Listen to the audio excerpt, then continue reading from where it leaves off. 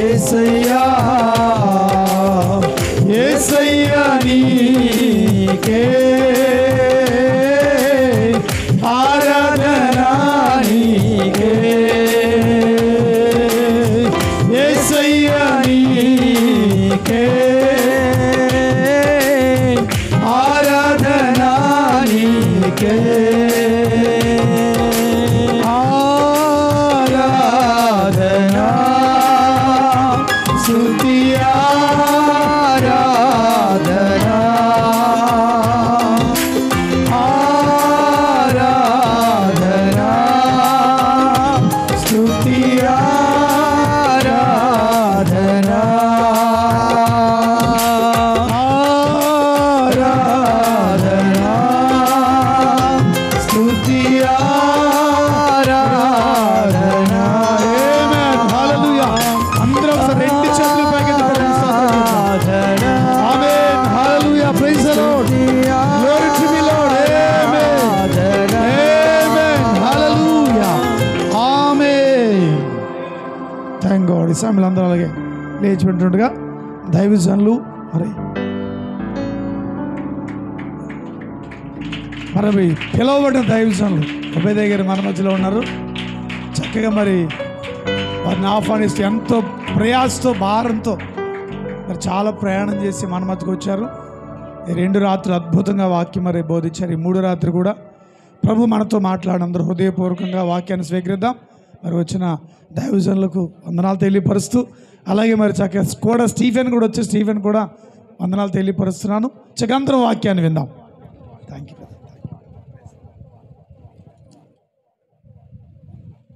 ఒక్క నిమిషం only believe పాడి వాక్యములకు వెళ్దాం.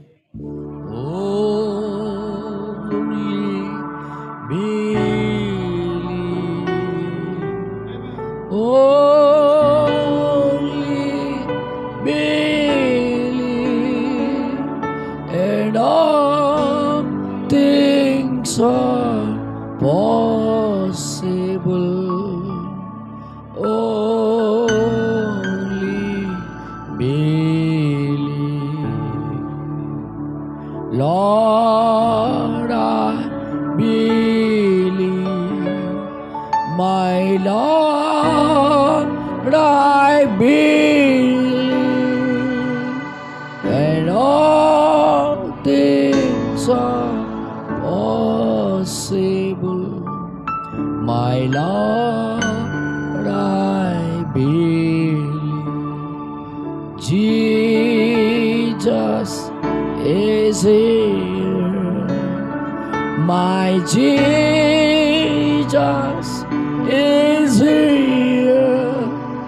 And all things are possible. My Jesus is here. పరిశుద్ధ కలిగిన తండ్రి, నీ ఘనమైన నామములో మిమ్మల్ని మేము సమీపిస్తున్నాము. ప్రభు అయిన యేసుక్రీస్తు యొక్క నామమే మేము ఆరాధన చేసిన స్థలం. ఆ నామము దగ్గరే మేము కలుసుకుంటున్నాం ప్రభు. పరలోకములో భూలోకములో భూమి కింద కానీ ఆ నామము కన్నా గొప్ప నామం మరొకటి లేదు ప్రభా. జీవాన్ని తీసుకుని వచ్చిన నామం అది, రక్షణ తీసుకుని వచ్చిన నామం అది, స్వస్థతను తీసుకుని వచ్చిన నామం అది. ఓ ప్రభా, ఆ నామములో మేము చేరి ఉండి ప్రార్థన చేస్తున్నాం. మా జీవితాలతో మాతో మీరు మాట్లాడండి ప్రభా. నీ వాక్యముని విప్పి మాతో మాట్లాడండి. మీరే వచ్చి మీ గొర్రెలను మేపండి. మీరే ఆ జీవపు రొట్టెని విరిచి పంచండి అయ్యా ప్రభా. కేవలం మేము మైక్ లాంటి వాళ్ళమయ్యా. మీరు చెప్పకపోయింది, మీరు మాట్లాడకపోయింది మాకేమీ దొరకదు ప్రభా. మేమేదో మనుషుని యొక్క స్వరం వినడానికి ఇక్కడికి రాలేదు, మీ స్వరం వినడానికి వచ్చి ఉన్నాం ప్రభా. మీరే మాకు సహాయం చేయండి. స్థానికంగా సేవ చేస్తున్న నీ యొక్క దీనదాసుని ప్రభా మీరే కనికరించి దయ చూపించి ఎల్లవేళలా ఆయనకి తోడుగా ఉండి నడిపించండి. ఇంకా ఈ పరిసర ప్రాంతాల్లోకి ఈ వర్తమానము చాటుటకు ఒక సాధనముగా మీరు ఓడుకోగలరు, మీరు నడిపించగలరని మేము నమ్ముచున్నామయ్యా. మీరే సహాయం చేయండి. ఇదిగో ఈ చివరి కూటానికి మాకు నువ్వు తీసుకుని వచ్చి ఉన్నావు. 2 కూటాల్లో మీరు మాతో మాట్లాడావు, ఆశీర్వదించావు, బలపరిచావు, ఎన్నో విషయాలు మేము నేర్చుకున్నట్టుకు అవకాశం ఇచ్చావు ప్రభు. ఇంకా ఈ రాత్రి మాతో మీరు మాట్లాడి, ఇంకా మా లోపల ఏమైతే కొదువు ఉందో అది మేము ఇంకా నెరవేర్చడానికి సహాయం చేయమని మహిమ ఘనత ప్రభావాలు మీకే చెల్లిస్తూ చిన్న ప్రార్థన యేసుక్రీస్తు నామములో అడుగుచున్నాము. ఆమేన్. God bless you. నిలబడి చూడగానే మన బైబిల్ తెరిచి ఒకే ఒక్క మాట చదువుదాం. 2 తిమోతికి రాసిన పత్రిక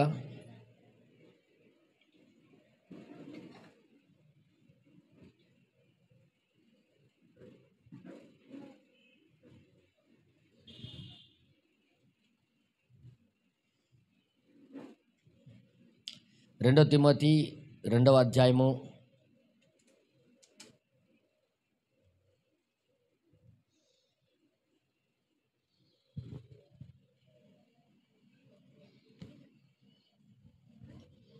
22వ వచనము.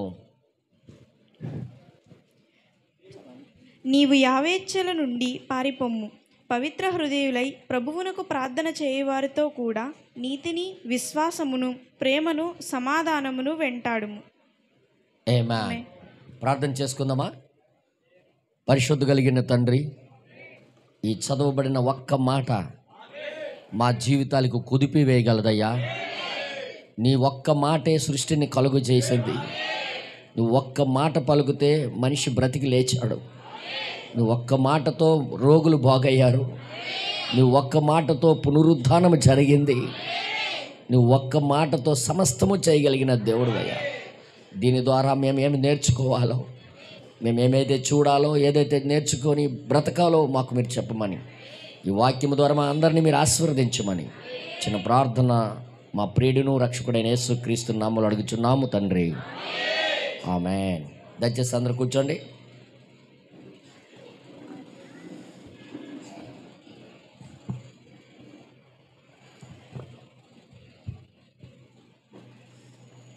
అందరూ సంతోషంగా ఉన్నారా? హల్లెలూయా. ఇంకా మైండ్ ఇంకా ఇటు పక్క రాలేదు, ఏదో చూసుకుంటున్నారు. ఇంకొక నిమిషం నేను ఛాన్స్ ఇస్తున్నాను. సర్దుకున్నారా? రెడీనా? మనం ముందుకు వెళ్ళొచ్చా? God bless you.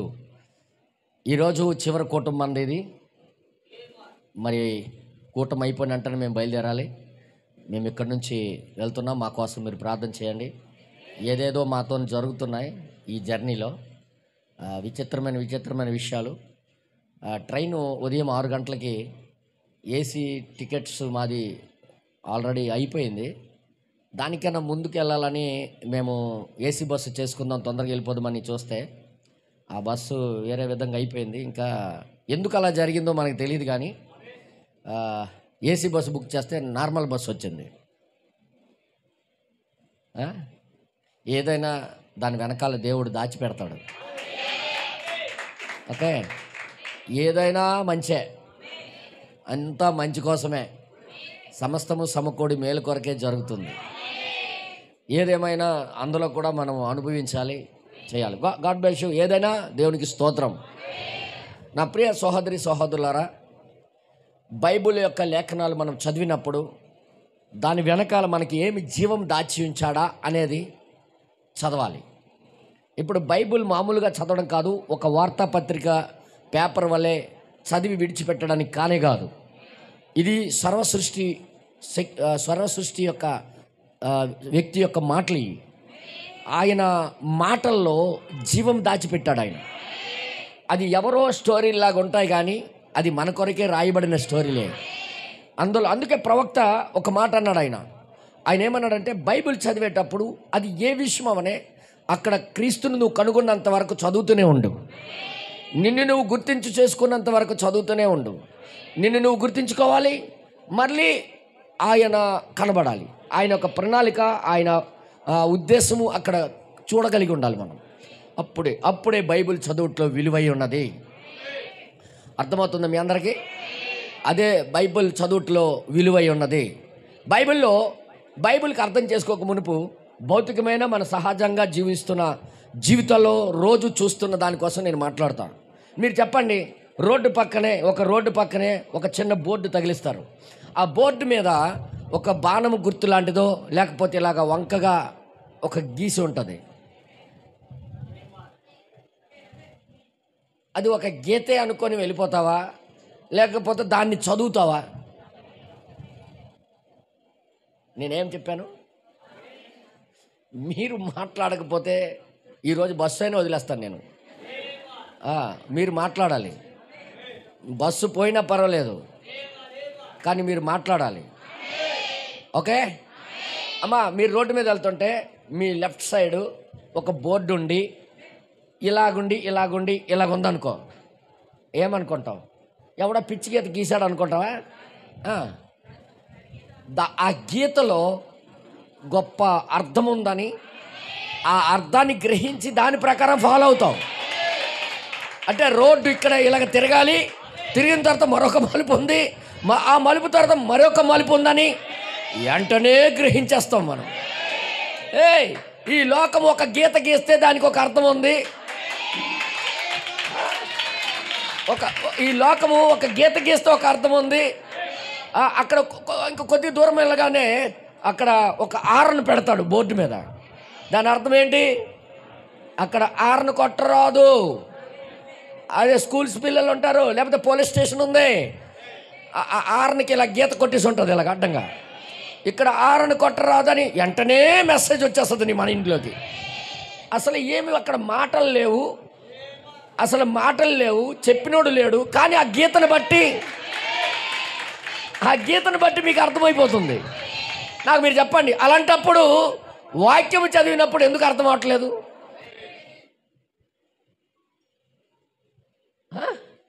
అంటే ఎందుకు అర్థం అవట్లేదు నేను చెప్తాను. లోకంతో అంత అటాచ్మెంట్ ఉంది మనకి, అంత కలయిక ఉంది కాబట్టి లోకం ఏది చెప్పినా అర్థమైపోద్ది. నేను ఏది మాట్లాడుతున్నాను?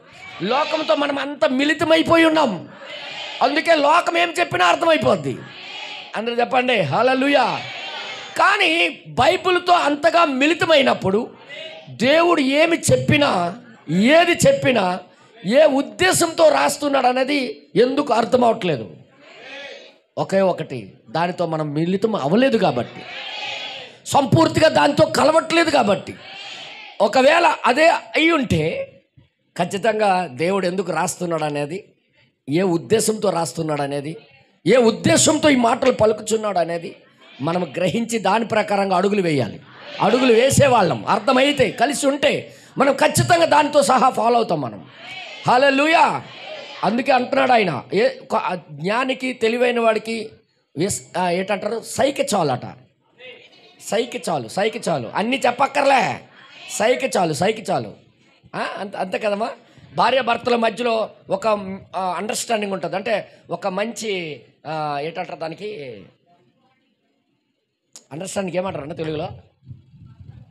భార్య భర్తల మధ్యలో అంటే మనకి ఒక ఐక్యత, సంపూర్ణమైన ఐక్యత ఉంటుంది భార్య భర్తల మధ్యలో. వాళ్ళు భర్త ఒక్క అడుగు వేసినా ఎందుకు వేసాడో భార్యకి అర్థమైపోతుంటుంది. అంటే ఆ ఐక్యతను బట్టే అర్థమవుతుంటుంది. అర్థమైందా మీ అందరికీ? హల్లెలూయా. ముందుగానే చెప్పేసుకుంటారు. నేను ఎవరినైనా గెస్టులు తీసుకొని వస్తే చూసి చూడగానే నీకు చెప్పకుండా టీ కాఫీ పెట్టి అలా అని చెప్పేసి ఉంటారు. రండి మా ఇంటికి అని అవతల పిల్లగానే ఈ అమ్మ వంటగదికి వెళ్ళిపోద్ది. అంతగా కలిసి ఉంటేనే అర్థమవుద్ది. కొంతమంది భార్యలు మొద్దుబారిపోయి ఉంటాయి బుర్రలో, చెప్పినా అర్థం కాదు, ఎంత చెప్పినా అర్థం కాదు. అలాగే సంఘాలు ఈరోజు మొద్దుబారిపోయి ఉన్నాయి. దేవుడు ఏదో చెప్పబోతున్నాడు అనగానే, ఒక్క మాట అనగానే రెండో మాట అర్థమైపోవాలి, అంతగా ముందుకు ఉండాలన్నమాట. అలాగ ఉండాలనే దేవుడి యొక్క ఆశ. హల్లెలూయా. అర్థమైంది మీ అందరికీ? మీరు అండర్స్టాండింగ్ చేసుకోవాలండి. బైబిల్లో కొన్ని పద్ధతులు అలాగున్నాయి. మీరు అందరూ తెలుసు, సారేపతి ఊరిలో ఒక సిస్టర్ గారు ఉన్నారు, సునమిరాలు. ఆమెకి అన్నాడు, ఆమె దగ్గర పిడికిడి పిండే ఉంది, బుడ్డిలో కొద్ది నూనె ఉంది. ఆ దైవజనుడితో ఏమన్నది అంటే, అయ్యా అది తిని ఈ రాత్రితో మేము చనిపోవాలనుకుంటున్నాం, కొద్దిగా పిడికిడి పిండే ఉంది అంటే అర్థం చేసుకోండి, పిడికిడి పిండే ఉంది, కొద్దిగా నూనె ఉంది, బుడ్డిలో కొద్దిగా నూనె ఉంది. అది మా ఇద్దరికి అది ఉందని అంటే దైవజనుడు ఏమన్నాడు చెప్పండి, ముందు నాకును చేసి అప్పములు చెయ్యము అన్నాడు. అరే పిడికిడి పిండి అప్పములు అవ్వవు, పిడికిడి పిండి అప్పములు అవ్వవు, అప్పం అవుతుంది. అయితే ఈ పిడికిడి పిండికి ఆ దైవజనుడు ఏం పలికాడంటే అప్పములు అన్నాడు ఆయన. ఆమెకు అర్థమైపోయింది, ఆమెకు అర్థమైపోయింది ఏదో దేవుడు చేయబోతున్నాడని. ముందు ఏమన్నాడు, నాకు ముందు చేయము, తర్వాత మీ ఇద్దరు తినండి. అరే పిడికిడి పిండి ఎన్ని అవుతాయండి? 3 అవుతాయా, 4 అవుతాయా, 5 అవుతాయా? మరి అప్పము చేసుకుని రా అనాలి, కానీ అప్పములు నాకొకటి, తర్వాత మీరు తినండి అన్నాడు.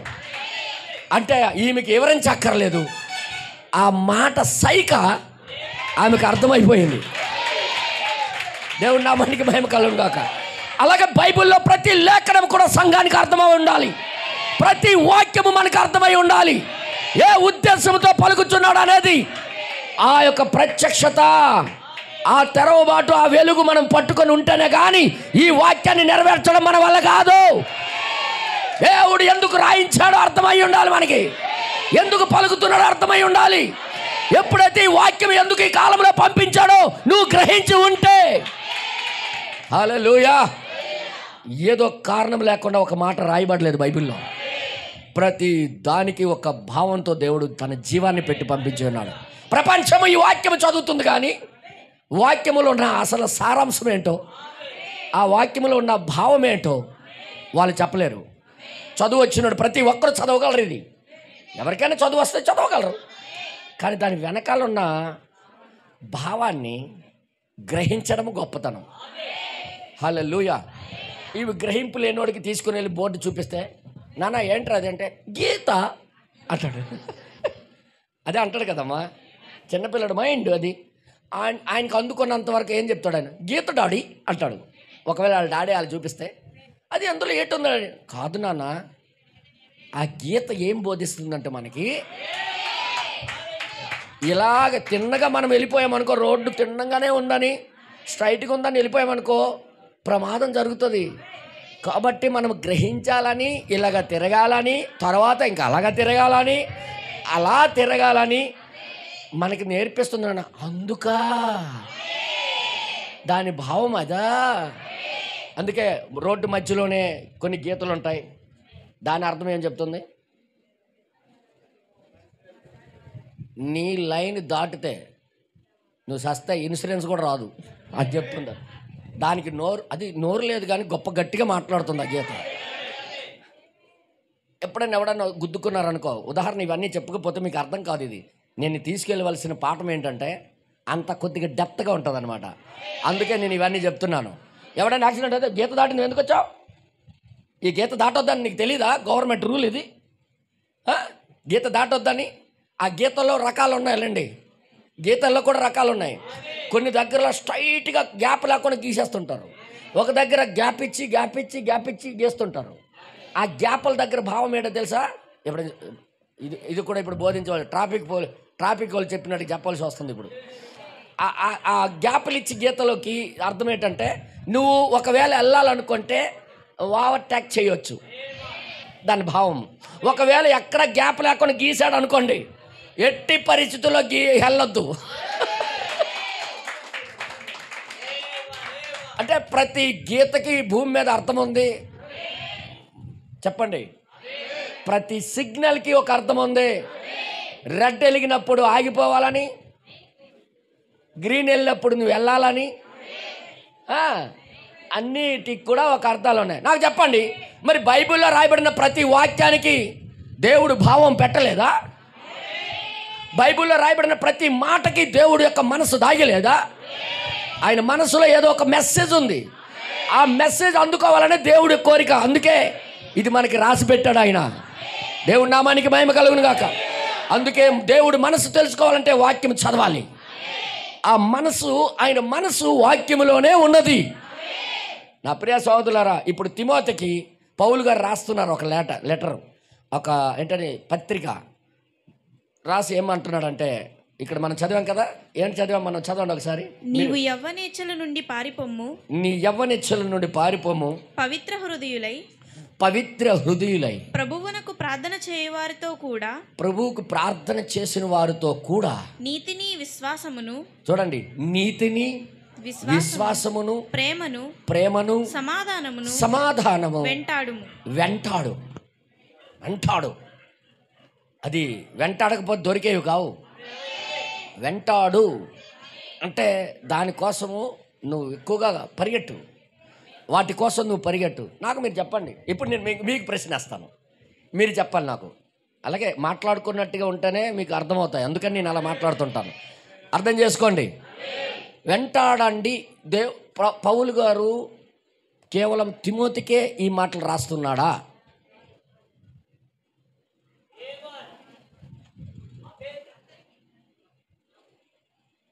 పౌలు గారు కేవలం తిమోతి నేర్చుకోవడానికే ఇది రాస్తున్నాడా? మీరు అనకపోతే మీరు వచ్చి బొమ్మల్లా కూర్చొని వెళ్ళిపోతే ప్రయోజనం ఏమి లేదు. దీనికోసం ఫాలో అవ్వండి. వాక్యం ఎందుకు రాయబడుతుందో చూడండి ఒకసారి. ఇది తిమోతి కోసమేనా? మనకేం అవసరం లేదా? మన కోసం కదా? సరే, ఓకే, మన కోసమే. ఇది మనకి కూడా, ఆ టైంలో జీవిస్తున్న తిమోతిని కూడా, ఆ తిమోతికి రాసినది ఈ కాలం వరకు దేవుడు ఉంచాడంటే మనము కూడా దాన్ని చెయ్యాలనే. మన చేత దేవుడు చదువుకోవడానికి ఇచ్చాడంటే భద్రపరిచి దాన్ని మనము కూడా వెంటాడాలని. వింటున్నారా?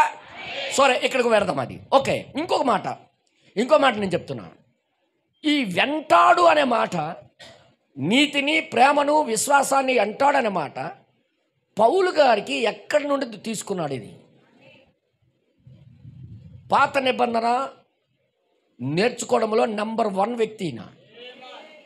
పాత నిబంధన మొత్తం పాకం పట్టి చూసినాడు. మీ అందరూ తెలుసు, ప్రవక్త గారు బోధించారు, మీ అందరూ తెలుసు. హెబ్రీ 1వ అధ్యాయము 2వ అధ్యాయం 3వ అధ్యాయం గురించి బోధించాడు, మీ అందరూ తెలుసు. ఆ హెబ్రీ పత్రికలు మీరు వెళ్ళి చదివినట్లయితే పౌలు గారి యొక్క ఆయన యొక్క నాణ్యత అంటే నైపుణ్యతను గూర్చి, ఆయన నేర్చుకున్న జ్ఞానాన్ని గూర్చి అన్ని వివరంగా ప్రవక్త గారు చెప్పారు. నాకు తెలియక అడుగుతాను, పౌలు గారు ఎక్కడి నుండి ఈ వెంటాడండి అనే మాట, ఫస్ట్ ఆ నీతిని జరిగించడానికి వెంటాడు, విశ్వాసాన్ని కలిగి ఉండడానికి వెంటాడు, ఈ మాటలన్నీ ఎక్కడి నుండి తీసుకున్నాడు? మనం అందరం ఎలాంటి వాళ్ళమంటే, దేవుడు నాకు ఏదైనా చేస్తే నేను ఆయనకి వెంబడిస్తాను అంటాం. మీకు అర్థం కావట్లేదని నాకు అర్థమైంది, ఇంకోసారి చెప్తున్నా జాగ్రత్తగా. అంటే మీకు అర్థం అవ్వలేదని ఇంకా క్యాచ్ చేయలేదు మీరు. ఎప్పుడు కూడా ఒక మానవ స్వభావం ఏంటో తెలుసా? ముందు బెనిఫిట్ అంటే ముందు లాభము అపేక్షించిన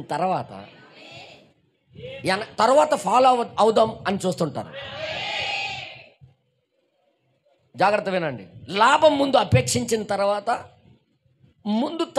ఫాలో అవుదాం అంటాం. కానీ తిమోతికి పౌలు గారు రాస్తున్నప్పుడు, రే బాబు, నువ్వు లాభం చూడాలంటే ఫస్ట్ నువ్వు వీటిని వెంటాడాలి. ప్రవక్త ఏమన్నాడో నేను చెప్తున్నా, జాగ్రత్త వినండి. ప్రతి దేవుడికి నమ్మకం ఎవరికైనా మనం సువార్త చేసేటప్పుడు, లేకపోతే ఈ వాక్యం కోసం ఎవరి దగ్గర మాట్లాడినప్పుడు ఏమంటారు తెలుసా? మా కుమార్తెకి పెళ్ళి అయిపోయిన తర్వాత మేము వచ్చేస్తామండి, కలిసిపోతామండి మీ చర్చిలో, మీతో కలిసిపోతామండి, దేవుడిలో కలిసిపోతామండి. కలిసిపోవడానికి మజ్జిగలో నీళ్ళు గడ కాదు, ఇది కలవడాలు గట్ట ఉండవు. ఇది కలిసిపోవడానికి పాల్లో నీళ్ళు కాదు, కలిసిపోవడానికి. ఆ మాటలు ఎప్పుడు నమ్మొద్దు. ఇది కలిసిపోతే కలిసిపోయేది కాదు, ఇది జన్మించవలసి ఉన్నది. నువ్వు తిరిగి జన్మించాలి. ఒక కుటుంబంలో పాల్ గారి యొక్క కుటుంబంలో ఆయన ఇంటి పేరు నేను పొందుకోవాలంటే నేను ఆ ఇంట్లో చేరిపోతే ఆ పేరు గట్ట రాదు. నేను వాళ్ళతో కలిసిపోతే వచ్చేది కాదు ఆ పేరు. ఆ ఇంటి పేరుగా నేను అవ్వాలంటే ముందు ఆ ఇంట్లో జన్మించాలి. జన్మించకుండా క్రైస్తవుడు కాలేవు. నువ్వు తిరిగి జన్మించకుండా దేవుడు బిడ్డవు కావు.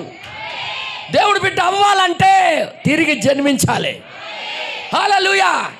కానీ చాలామంది అంటుంటారు, మీరు మీరు చెప్పింది నిజమే, కానీ ఇదిగో చిన్న కార్యం ఉందండి, ఆ కార్యము దేవుడు కానీ మాకు చేసేస్తే మేము మా పిల్లలు మా భార్య అందరం వచ్చేస్తాం. ఇది ఒక ప్రవక్త ఏమన్నాడు తెలుసా? అపహాసుక పద్ధతి, అపహాస్యం యొక్క పద్ధతి అన్నాడు ఆయన. అపహాస్యం యొక్క పద్ధతి ఈ రోజుల్లో ప్రతి విశ్వాసి, ప్రతి క్రైస్తవుడు వాళ్ళ మనసులో ఏముందంటే, దేవుడు నాకు ఏదో చేస్తే అప్పుడు నేను ఫాలో అవుతాను, దేవుడు నాకు ఏదో చేస్తే నేను అప్పుడు ఫాలో అవుతానని చూస్తుంటాను.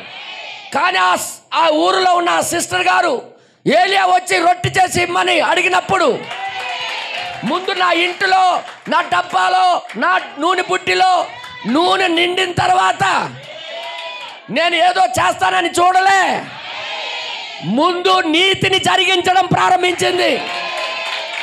అది దేవుడు కోరుకుంటున్నాడు సంఘం నుండి. ముందు దేవుడు చెప్పినట్టుగా నువ్వు ఫాలో అవు, తర్వాత దేవుడి శక్తి చూడు. వింటున్నారా?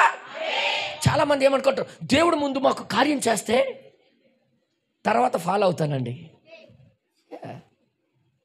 అలాగ కొనాలనుకుంటే ప్రపంచం మొత్తానికి కొనేసేవాడు దేవుడు. దేవుడు ఏదో చేసిన తర్వాత నువ్వు చేయడం పెద్ద విషయం కూడా కాదు, పెద్ద విషయం కూడా కాదు. కానీ ఆయన చేయకపోయినా చేసినా, వినండి వినండి, ఆయన ఏమి జరిగించినా జరిగించకపోయినా నేను వాక్యము చెప్పింది నెరవేరుస్తా అంతే. ఆ స్థితికి నువ్వు ఎప్పుడైతే వస్తావో నీ విశ్వాసం గొప్పదప్పుడు, అప్పుడు దేవుని కార్యాలు నువ్వు చూడు. ముందు మనం ఏమంటుంటామంటే, ముందు ఏమంటుంటాడు, జీతం వేసేయండి తర్వాత మీకు జాయిన్ అవుతాం ఆ ఫ్యాక్టరీలో అంటారు. ఎవడని జీతం వేస్తాడా? ముందు మాట్లాడరాడు. ఒకవేళ జీతం ముందు ఇచ్చేస్తాడంటే నీకు బలి ఇవ్వడానికే. గుర్తెట్టుకోండి, ముందు జీతం ఇచ్చేస్తానంటే నీకు లోపలికి తీసుకుని బలి చేసేయడానికి. కానీ ముందు పని చేయి, 30 రోజులు కూడా కరెక్ట్గా పని చేస్తే నీకు జీతం మాత్రం గ్యారెంటీ పడుతుంది. నాకు మీరు చెప్పండి, ఏ గవర్నమెంట్ అయినా సరే ముందు జీతాలు ఇచ్చేస్తుందా? జీతం ముందు ఇస్తారా? ముందు పని చూస్తుందా? ఉద్యోగాలు కూడా ఇచ్చినప్పుడు ముందు కాంట్రాక్ట్ బేసిక్ మీదే తీసుకుంటాడు, వెంటనే పర్మనెంట్ చేసాడు. ఏమో నువ్వు దొంగడవేమో, వాళ్ళకే అమ్మేయడానికి చూస్తావేమో, ఎవడికి తెలుసు? అరే ఒక గవర్నమెంట్కో ఒక మనుషులకే ఇంత తెలివితేటలుంటే జీవము కలిగిన దేవుడు మరేం ఆలోచిస్తుంటాడు? ఈ ట్రిక్ పౌలు గారు పట్టుకున్నారు. ఈ ట్రిక్ తిమోతికి చెప్తున్నాడు, ఈరోజు మనకి నేర్పిస్తున్నాడు ఆయన. రే బాబు, ముందు అంటారు దీన్ని, నీతిని, సమాధానాన్ని, విశ్వాసాన్ని, ప్రేమను ముందు జరిగించు, ముందు చేయి. హల్లెలూయా, హల్లెలూయా. మీరు మాత్రం ముందు జీతాలు తీసుకుని వెళ్ళండి. గవర్నమెంట్ ముందే 2-3 నెలల జీతాలు ఇచ్చింది కదా మీకు, తర్వాత జాయిన్ అయ్యారు. గవర్నమెంట్ లెక్క జీతం నువ్వు చూడాలంటే ఫస్ట్ గవర్నమెంట్ దగ్గర లోబడి నువ్వు పని చేయడం నేర్చుకోవాలి. అంతేనా? అంతేనా? అందుకే కాంట్రాక్ట్ బేసిక్ మీద ముందు ఉద్యోగాలు తీస్తాడు. ఈ 6 నెలల్లో లేకపోతే సంవత్సరమో లేకపోతే 2 సంవత్సరాలు జాగ్రత్తగా పరిశీలిస్తాడు. నీ బుద్ధి, నీ జ్ఞానము, నీ వ్యవహారము, నీ పరిస్థితి, నువ్వు ఎంత ప్రయాసపడి చేస్తున్నావో, నీకు అసలు ఇంట్రెస్ట్ ఉందా లేదా, అంతే కదండి, నీకు ఇంట్రెస్ట్ ఉందా లేదా, ఇవన్నీ చూసిన తర్వాత ఓకే 6 నెలలు కరెక్ట్గా నడిచాడు వీడు, బాగానే చేశాడు, ఎక్కడ రిస్క్ చేయలేదు, ఎక్కడ దొంగతనం చేయలేదు, ఏది తీసుకోలేదు, కాబట్టి వీడికి పర్మనెంట్ చేసే అధికారము అప్పుడు ఆలోచించి గవర్నమెంట్ నీకు తీసుకుంటుంది. అంతేనా? ఫస్ట్ రోజే నీకు పర్మనెంట్ చేస్తే అలాంటిది ఏదో ఉందమ్మా ఎక్కడైనా? మొదటి రోజే పర్మనెంట్ చేసేది ఏమైనా ఉందా? నాకు మీరు చెప్పండి అమ్మా. అంటే ఎందుకంటే అన్నీ తీసేస్తే మా పిల్లలకి సంబంధాలు రావండి, ఆ సంబంధాలు అయిపోయిన తర్వాత మొత్తం తీసేస్తానండి.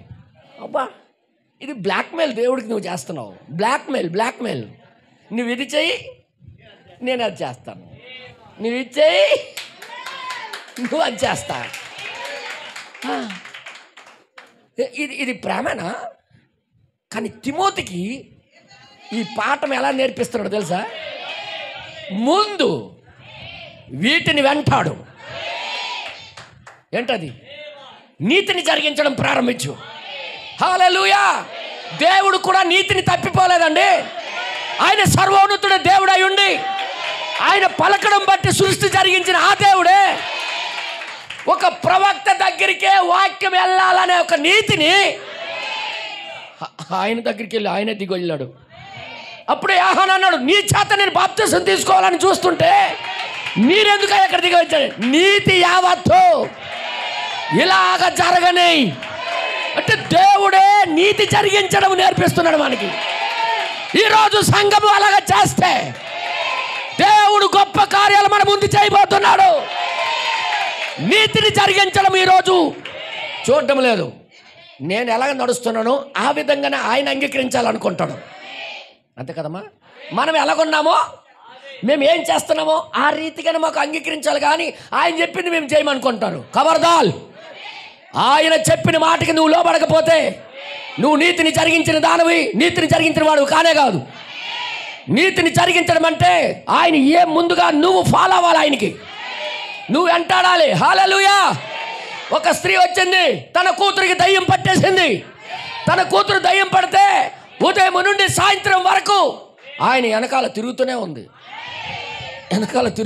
ఉంది. ఆమె ఇలాగనలే, ఏమండి మేము అన్యులమి, మా దగ్గర మా కూతురికి కానీ బాగు చేస్తే నేను మా ఫ్యామిలీ మా కుటుంబీకులు బోల్డ్ మంది ఉన్నారండి, మేమందరం నీ వెనకాల వచ్చేస్తాం సార్, వదిలించరా అనలేదు. ముందు వెంటాడడం ప్రారంభమైంది. ఎంతమందికి అర్థమవుతుంది మాట? ముందు నువ్వు ఏం చేస్తావో చూస్తాడు దేవుడు. నిజంగా ఫాలో అవుతావా లేదని చూస్తాడు ఆయన. నిజంగా వాక్యం అంటే నీకు ప్రేమ ఉందా లేదని చూస్తాడు ఆయన. నీకు ముందు పరీక్ష పెడతాడు. ముందు పరీక్ష పెట్టి నిజంగా హృదయంలో నుండి ఆయనకి నువ్వు ప్రేమిస్తున్నావా లేదన్నది చూసిన తర్వాత నీకేమి అవసరమో అది చేసి నీ చేతిలో పెడతాడు ఆయన. నీకు ఏది అవసరం ఉందో అది తీర్చే దేవుడు ఆయన. నీకు ఏది అవసరమో ఆయన మహిమతో నింపే దేవుడు ఆయన. నువ్వు ఊహించిన దానికంటే ఎక్కువగా ఇచ్చే దేవుడు ఆయన. ముందు నువ్వు జరిగించవు, ముందు జరిగించవు కానీ నీకు ఏదైనా చేసేయాల. ప్రభువా మా పిల్లలకు రక్షించే ప్రభువా, నువ్వు ఫాలో అవ్వు, మీ పిల్లలకు రక్షించాలి. కానీ హడ్డీ రైట్ సిస్టర్ ఏం జరిగిందో తెలుసా? ఆమె భర్త చనిపోయినప్పటి నుంచి దేవుని దగ్గర యథార్థంగా నడవడం ప్రారంభమైంది, యథార్థంగా జీవించడం ప్రారంభమైంది. ఆమె రాళ్ళు కొట్టుకునేదే, రాళ్ళు పగల కొట్టుకొని పిక్కలు చేసి అమ్ముకునేది. ఆ డబ్బుల్లో కూడా బ్రదర్ బెనాంగ్ గారు చర్చి కడతాయి. ఆ డబ్బుల్లో కూడా ఆమె ఇచ్చేది వెళ్ళి బ్రదర్ బెనాంగ్ గారు, అమ్మా నువ్వే ఎవరు దిక్కులేని దానివి, చిన్నపిల్లలతో నువ్వు బ్రతుకుతున్నావు కాబట్టి వద్దులే తల్లి అనాలని చూశాడు. కానీ దేవుడు ఏం చెప్పాడంటే ఆమెకు ఆటంకపరచొద్దు. ఎందుకంటే 2 కాసులున్న స్త్రీకి ఆ రోజు దేవుడు ఆటంకపరచలే. ఆమె దగ్గర ఉన్నది 2 కాసులే, కానీ ఆమెకి ఏయనిచ్చాడు. ఎందుకంటే దేవుడు మనసులో అన్యాయం చేయాలని కాదు ఆమెకి. ఆమె దగ్గర ఉన్నది కొద్దిది ఆయన తీసుకొని దానికి 100 రెట్లు కలిపి ఇవ్వాలని. కానీ ముందు ఎలా ఫాలో అవుతావనేది చూసే దేవుడు ఆయన, ఎలాగ నువ్వు వెంబడిస్తావనేది. అందుకే తిమోతికి ఈ బుద్ధి చెప్తూ రాస్తున్నాడు ఆయన. ఏం రాస్తున్నాడు తెలుసా తిమోతికి? తిమోతి నీతిని, విశ్వాసమును, సమాధానమును, ప్రేమను వెంటాడు. ఫస్ట్ నువ్వు చేయవలసింది ఏంటంటే ఆ నీతి జరిగించడంలో, విశ్వాసంతో దాని పట్ల కార్యాలు చేయటంలో వదలొద్దు. తర్వాత దేవుడు ఏం చేయాలో చేస్తాడంట. మీరు చెప్పండి, బైబిల్ ఇలాగ చూశారు ఎప్పుడైనా? నేను అందుకే చెప్తున్నా, తిమోతికి ఇది రాస్తున్నాడంటే పాత నిబంధన బాగా తెలిసిన వ్యక్తి పౌలు గారు ఇదంతా చూసే ఇది చెప్తున్నాడు ఆయన. పాత నిబంధనలో ఈ సారాంశం పట్టుకున్నాడు.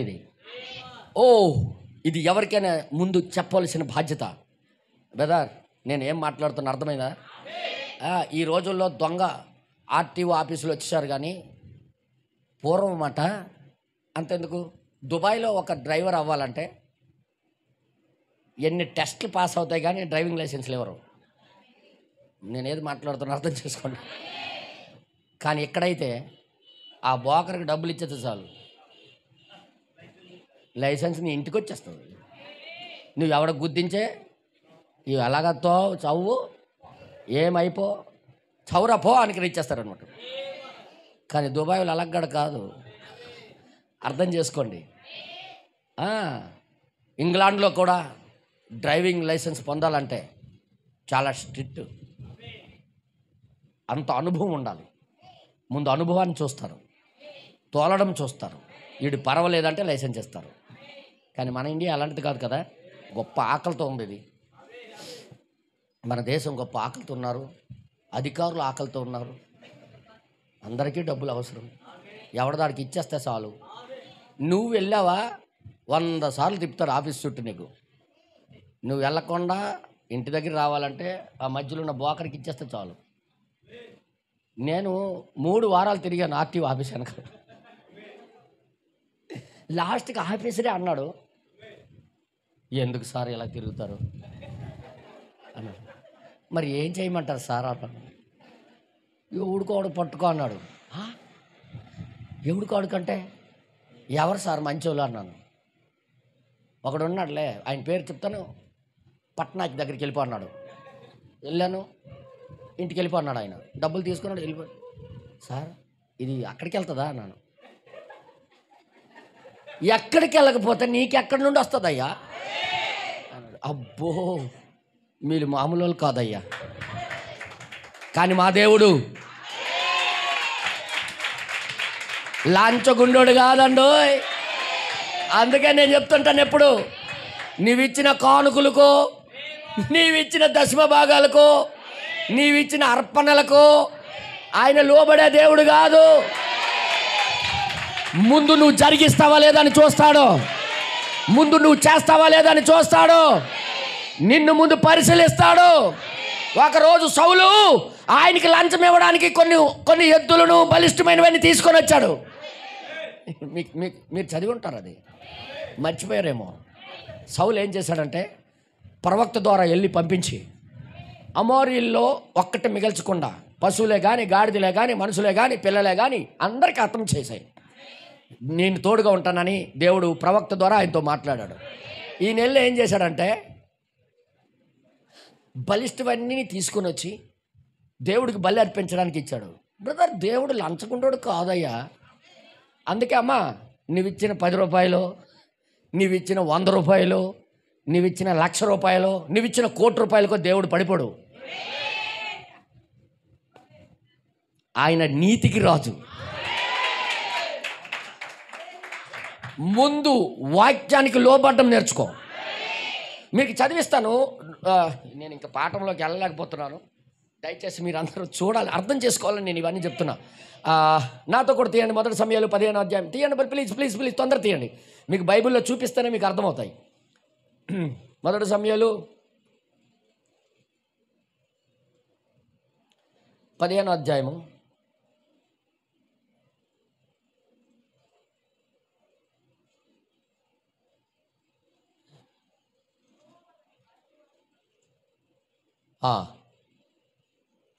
15వ అధ్యాయము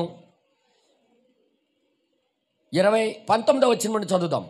19వ వచనం నుండి, నువ్వు ఎందుచేత యెహోవా మాట వినక దోపుడి మీద ఎగబడి ఆయన దృష్టికి కీడు చేసితివనెను. నువ్వు ఆయన దృష్టికి ఎందుకు నువ్వు కీడు చేస్తానవో అని అడిగాడు.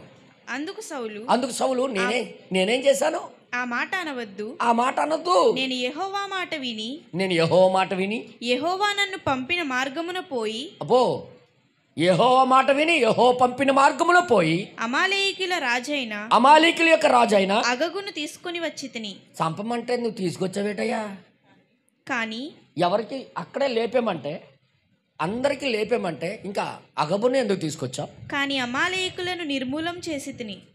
అమాలేకులందరికీ చంపేశాను, కానీ రాజుని మాత్రం తీసుకొని వచ్చాను. నీకు రాజుని తీసుకురమ్మని యెహోవా చెప్పాడా? నెక్స్ట్ తర్వాత ఇంకెందుకు రాయబడి ఉంది? అయితే గిల్గాలులో, అందుకు గిల్గాల్లో నీ దేవుడైన యెహోవాకి బలి అర్పించటానికి జనులు శపితములకు గొర్రెలలోను, శపితమైన గొర్రెల్లో ఎడ్లలోను ముఖ్యమైన వాటిని తీసుకుని వచ్చిరని చెప్పి జనుల మీద తోస్తాడు ఆయన. రే నీకు హత్య చేయమన్నాడు. అది 10వ అధ్యాయం 1వ వచనం చదివితే, 1, 2, 3 వచనాలు చదివితే అక్కడ చెప్తున్నాడు ఆయన. ఒకానొక దినమున సమూయేలు సౌలును పిలిచి యెహోవా ఇశ్రాయేలీయులకు తన జనుల మీద నిన్ను రాజుగా అభిషేకించుటకు, రాజుగా నీకు అభిషేకించాడు, రాజు నీకు అభిషేకించాడు. అయితే యెహోవా మాట వినుము, సైన్యములకు అధిపతియగు యెహోవా సెలవిచ్చింది ఏమిటంటే, అమాలేకీయులు ఇశ్రాయేలీయులకు చేసినది నాకు జ్ఞాపకమే. ఇశ్రాయేలుకు వాళ్ళు బయలుదేరి వచ్చేటప్పుడు ఎలాగ ఇబ్బంది పెట్టారో మాకు తెలుసు, కాబట్టి ఇప్పుడు హతం చేసే టైం వచ్చింది, లేపే అని చెప్పాడు వాళ్ళకి. తర్వాత ఇక్కడ ఏం రాయబడి ఉంది? వారు ఐగుప్తులో నుండి రాగానే అమాలేకీయులు వారికి విరోధులై మార్గమందు వారి మీదకి వచ్చి చాలా ఇబ్బందులు పెట్టారు మార్గంలో వాళ్ళకి. అయితే కాబట్టి నీవు పోయి కనికరింపక, ఏటన్నాడే? అందరు చెప్పండి. కనికరింపక అమాలేకీయులను హతము చేయుచు, అమాలేకులకు హతము చేయుచు, పురుషులేమి స్త్రీలనేమి బాలులనేమి పసిపిల్లలనేమి ఎద్దులనేమి గొర్రెలనేమి ఒంటెలనేమి అంటే గాడిదలనేమి అన్నిటినీ హతం చేయంటే వారికి కలిగిన ప్రతిదీ బొత్తుగా మొత్తం పాడు చేసి కాల్చిపడే అమాలేకులు నిర్మూలన. ఇది ఆర్డర్ దేవుడిది. నేను చెప్పండి, నిజమా కాదా? ఆర్డరేనా? ఇప్పుడు దేవుడు టెస్ట్ పెట్టాడు సౌలుకి. అసలు లోబడతాడా లేదా, జరిగిస్తాడా లేదా? ముందు టెస్ట్, ముందు పరీక్ష. నీకు కూడా సమస్తము లోకమునైనను లోకములో ఉన్నవాటినైనా ప్రేమించకుండా దేవుడి వైపు తిరగమని కోరితే, ఏమండి చిన్న పెట్టుకోపోతే అదొకలాగా చూస్తున్నారండి. చిన్నవి పెట్టుకోకపోతే మా ఈదిలో అసలు రానివ్వరండి. నువ్వు ఎన్ని సాకులు చెప్తావు, ఎన్ని రోజులు దేవుడి దగ్గర నటిస్తాం మనం. దయచేసి వినండి, నీ షాకులు కానీ నీ బాకులు కానీ వినడానికి దేవుడు లేడు. ముందు లోబడతావా లేదా? ఐఎమ్ సారీ, ఇది చాలామందికి కఠినంగా అనిపించవచ్చు, కానీ మిమ్మల్ని ప్రేమిస్తున్నాను కాబట్టి చెప్తున్నా. ఇది సౌలు గారు చేసినట్టుగా నువ్వు చేస్తే అక్కడ ఏం జరిగిందో మరలా అదే జరగబోతుంది. మళ్ళీ నేను ఏది మాట్లాడుతున్నా అర్థం చేసుకోండి. ఇప్పుడు చంపి మొత్తం లేపేమన్నాడా? మొత్తం తీసేయమన్నాడా? ఏది మిగల్చొద్దు అన్నాడా? కానీ ఈయన ఏం చేశాడు? కొన్ని బలిష్టమైనవి రాజుని చంపకుండా, బలిష్టమైనవి చంపకుండా యెహోవాకి లంచం ఇవ్వడానికి తెచ్చాడు ఈయన. దేవుడు లంచగుండోడు కాదు. మీరు నమ్మండి నమ్మకపోండి, మన వేసిన డబ్బులు బట్టో ఆయన బ్లాక్మెయిల్ అవ్వడం. ఈ లోకంలో అధికారులు అయిపోవచ్చేమో కానీ దేవుడు అలాంటోడు కాదు. అసలు నువ్వు ఏమి ఇవ్వగలవు ఆయనకి? ఏమిచ్చి నువ్వు ఆయన్ని సంతోషపరచగలవు? నీ చెప్పనా? కొండల్లో ఆయనవి, భూమి ఆయనది, ఎండి ఆయనది, బంగారం ఆయనది, అసలు ఈ భూమే ఆయనది. నువ్వేమిచ్చి ఆయనకి నువ్వు కొనగలవు చెప్పు? మాట్లాడరు. కానీ ఆయన నీ వైపు పని చేయాలంటే నువ్వు ఫస్ట్ లోబడ్డం నేర్చుకోవాలి. లోబడకుండా నాది నాదే, దేవుడా నేను ఈ రూట్లో నడుస్తాను నాకు ఆశీర్వదించంటే జరగని పని. నీ ట్రాఫిక్ పోలీసు కూడా నీ మాట ఉండవు. నేను నచ్చినట్టు ఇలాగే వెళ్తాను, నాకు ఫైన్ రాయకు అంటే ఒప్పుకోడు. ట్రాఫిక్ పోలీసు కూడా నీకు ఒప్పుకోడు. నేను ఏం మాట్లాడుతున్నా అర్థం చేసుకోండి. సర్వోన్నతుడైన దేవుడు, సృష్టికర్త అయిన దేవుడు, ఆయన ఎలాగా నీకు వదిలేస్తాడు? ఈ రాజుగారు తీసుకుని వచ్చిన దాన్ని బట్టి భలేటోడువురా, మంచోడువురా, నువ్వు మంచి కొవ్వి నువ్వు తీసుకొని వచ్చావు, శబాస్ నాకు గొప్ప ఇష్టం అన్నాడా? ఏమన్నాడో కిందకి చదవండి. కిందకి చదవండి ఏం రాయబడిందో.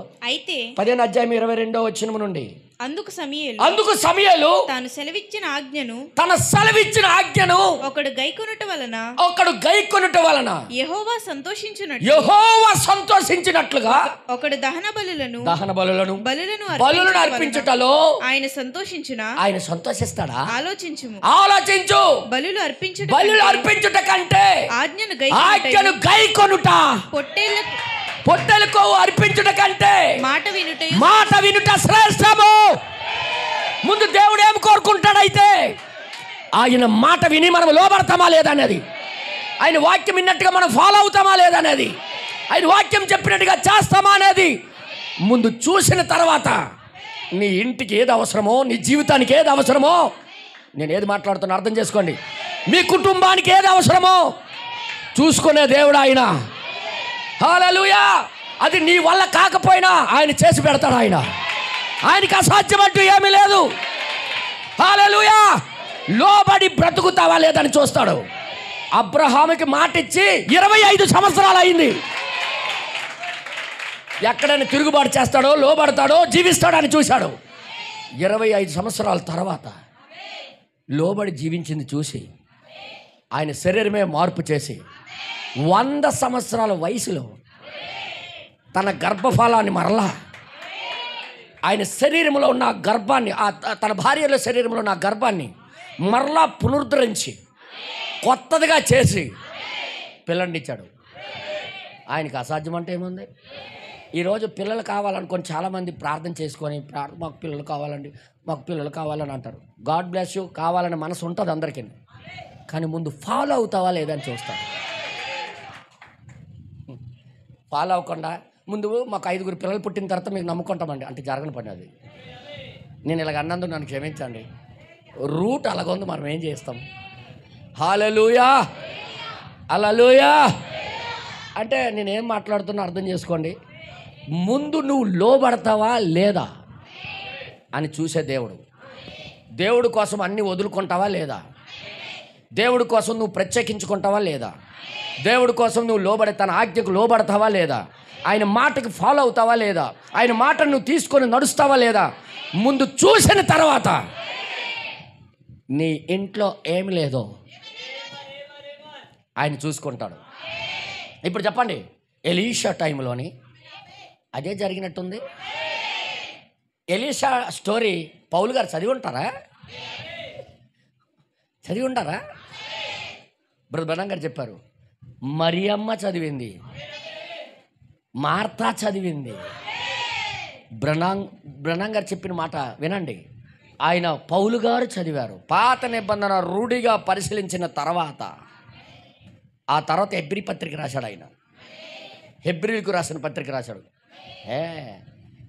అన్నీ పరిశీలించిన తర్వాత 3.5 సంవత్సరాలు అరేబియా ఎడారిలోకి వెళ్ళి బాగా క్షుణ్ణంగా పరిశీలించిన తర్వాత, ఓరే నాయన, ఆ యెహోవాయే ఈ క్రీస్తు, నేను బుర్ర తక్కువ ఉన్నాయి, క్రీస్తు అంటే ఎవరో అనుకున్నాను అని ఆ పాత నిబంధనలో ఆ యెహోవా యేసుని పట్టుకొని తీసుకొని వచ్చి అందరికీ బోధించడం ప్రారంభించాడు.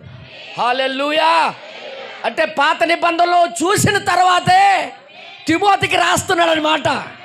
ముందు అంటాడు మేషారు, ముందు అంటాడు నీతిని అంటాడు. నీతి అంటే ఏంటి? వాక్యము చెప్పినట్టుగా,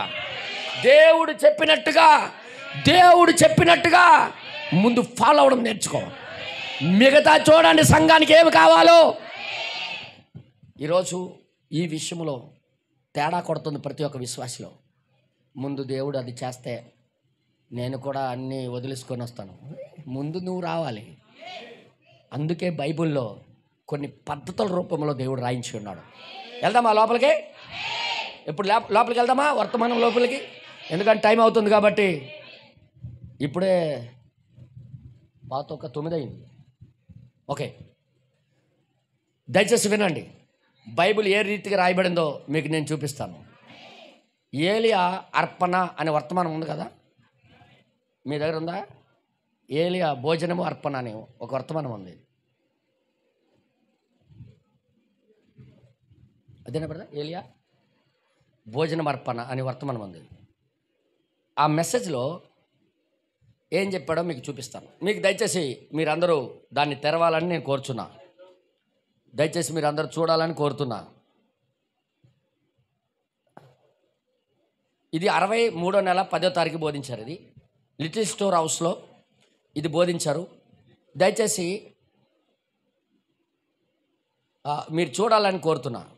పారాగ్రాఫ్ 37, 37వ పారాగ్రాఫ్లో చూడండి. ప్రపంచవ్యాప్తంగా నడుస్తున్న వాటిని గూర్చి మరియు ప్రపంచముతో పరిహాసము చేయ వాటిని గూర్చి, చూడండి, ప్రపంచముతో పరిహాసము చేసిన వాటిని గూర్చి మాట్లాడుకుందాం.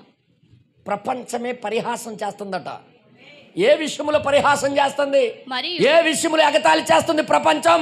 ప్రపంచం అంటే మట్టి కాదోయ్, ప్రపంచం అంటే మనుషులోయ్. నేను అనేది మనుషుల గురిండే. ఇప్పుడు ఈ ప్రపంచము హేళన చేసేది ఏదో చూద్దాం. దేన్ని హేళన చేస్తున్నారు? పరిహాసం దేన్ని చేస్తున్నారు? మరియు అప్పుడు దూతలను చూడాలని, చూడండి అక్కడ ఏమంటాడు? దూతలను చూడాలని మరియు అద్భుత కార్యములు జరగాలని. చాలా మంది అద్భుత కార్యాలు జరగాలని, జనులు అద్భుత కార్యాలు జరగాలని, దేవుని దూతలు చూడాలని కోరికొంది అనుకొనుట ఇది దేవుని ప్రణాళికలోనిది కాదు. అసలు నువ్వు దూతలు చూడాలనుకోవడము, లేకపోతే దేవుడు అద్భుతం చూడాలనుకోవడము అసలు దేవుడు ప్రణాళికే కాదు. నీవు ఖచ్చితంగా ఎలాగ అయితే చూస్తావో చెప్పాడు ఆయన. చూడండి ఇక్కడ, నువ్వు ఖచ్చితంగా నీతిగా జీవించాలి. దూతలు చూడాలంటే మాట్లాడరు. దూతలు చూడాలంటే ఫస్ట్ నీతిగా జీవించాలి. ఇక్కడ ఏమంటారు చూడండి, ఇంటిని శుభ్రపరచుకోవాలి. ఇంటిని శుభ్రపరచుకోవాలి, నీతిగా జీవించాలి, నీ అలవాట్లు మానుకోవాలి, లోక సంబంధమైన వాటిని శుభ్రపరచుకోవాలి. మీరు కలిగి ఉన్న గుర్తింపులన్నిటిని మరియు లోక సాంగత్యాలు ఫస్ట్ వదిలేయాలి. అరే చాలా మందికి దూతలు చూడాలని ఉందండి. ఒకవేళ దేవుడు దూత ఎగురుకుంటూ వచ్చి, దయాప్రాప్తురాలా నీకు శుభము అని చెప్తే ఎంత బాగున్నో. నీకు అలగ్గడ కనిపించడం. దూతని చూడాలన్నా, దేవుడు అద్భుతం నీ జీవితంలో చూడాలన్నా ఫస్ట్ ఏం చేయమంటాడు ఆయన? నీతిని జరిగించాలి, నీతిగా బ్రతకాలి, లోకాన్ని విడిచిపెట్టాలి, లోక కార్యాలు విడిచిపెట్టాలి, నీ ఇంటిని శుభ్రపరచుకోవాలి, నీ జీవితం శుభ్రపరచుకోవాలి. అప్పుడు ప్రత్యక్షం అవుతాడు ఆ దూత. దేవుడి నామానికి మహిమ కలుగును గాక. కానీ లోకం పరిహాసం చేస్తుంది, దేవుడినే చూసేయాలని చూస్తుంది. దూతల్లే చూడాలని ఆశ కలిగి ఉంది. కోరిక మాత్రం సూపరు. నేను చిన్నప్పుడు ఇలాగే ఆలోచించేవాడిని, నేను ఎప్పుడు కోటీశ్వరుడు అయిపోతాను, అబ్బో నా పైన విమానం నా ముందు పడిపోతే, ఆ విమానాడులో వెళ్ళేవాడు యొక్క సూట్ కేసులన్నీ నాకు దొరికిపోతే, నా ఊహలకి అంతు లేదు. అలాగ ఊహించుకునేవాడిని. ఒక్కొక్కసారి గుమ్ముతవుతున్నప్పుడు, పూర్వకాలం ఎవడైనా బంగారపు కొండ నేను తవ్విన దగ్గర పాతేసి మర్చిపోయి ఆడు వెళ్ళిపోయి ఉండుంటే అవన్నీ అమ్ముకొని, ఇవన్నీ పగటి కళలు, జరిగేవి కావు. కానీ నా కోరికలు మాత్రం కోటలు దాటిపోతున్నాయి, హిమాలయ పర్వతాలు దాటిపోతున్నాయి. అవి అన్నీ జరిగినవేనా? జరుగుతాయా? ఆ తర్వాత బైబిల్ చదవడం నేర్చుకున్న తర్వాత నాకు అర్థమైంది, చెమట ఊర్చకపోయింది, చెమట కార్చకపోయింది, ఏదీ రాదు. ప్రభువా, అప్పుడు ఆలోచించిందంతా దరిద్రమైన ఆలోచనలు. ప్రభు నాకు క్షమించు ప్రభు అని పశ్చాత్తాపడ్డాను. దేవుడి దగ్గర క్షమాపణ అడిగాను. నేను అలాగ అనుకోవడం చాలా మంచిది కాదు.